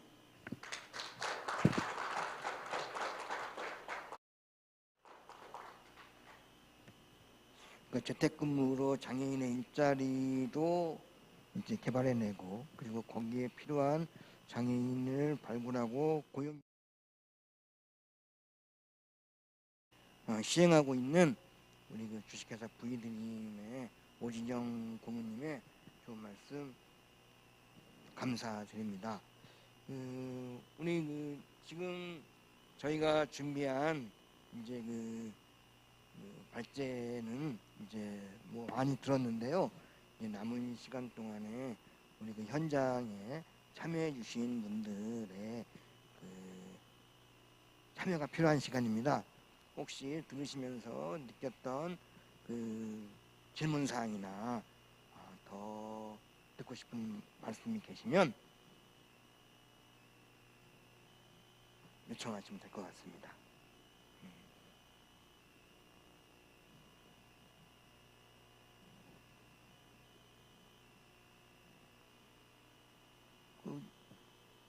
제가 우리 회장님한테 한번 여쭤볼까요? 우리 기간제 고용 2년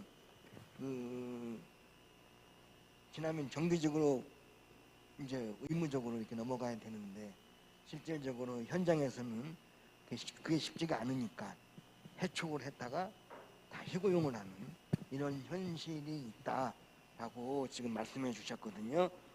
오진영 고문님께서 이 부분에 대한 예외 적용 가능성 뭐 이런 거 말씀해 주셨는데 가능한 건가? 개정 부분인 것 같습니다. 법을 개정 부분인 것 같고요.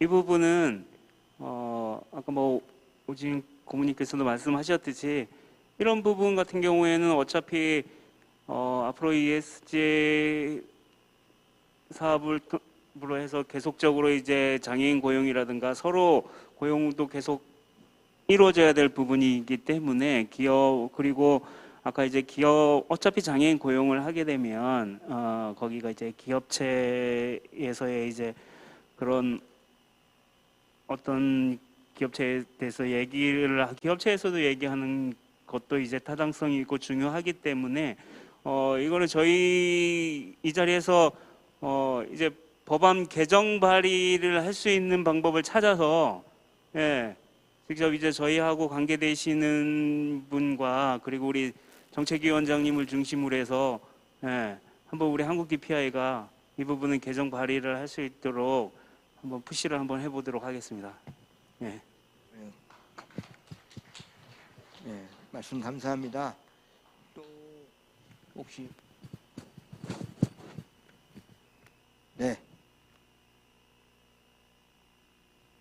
또 다른 질문 사항 있으시면은 말씀해 주시면 감사하겠습니다.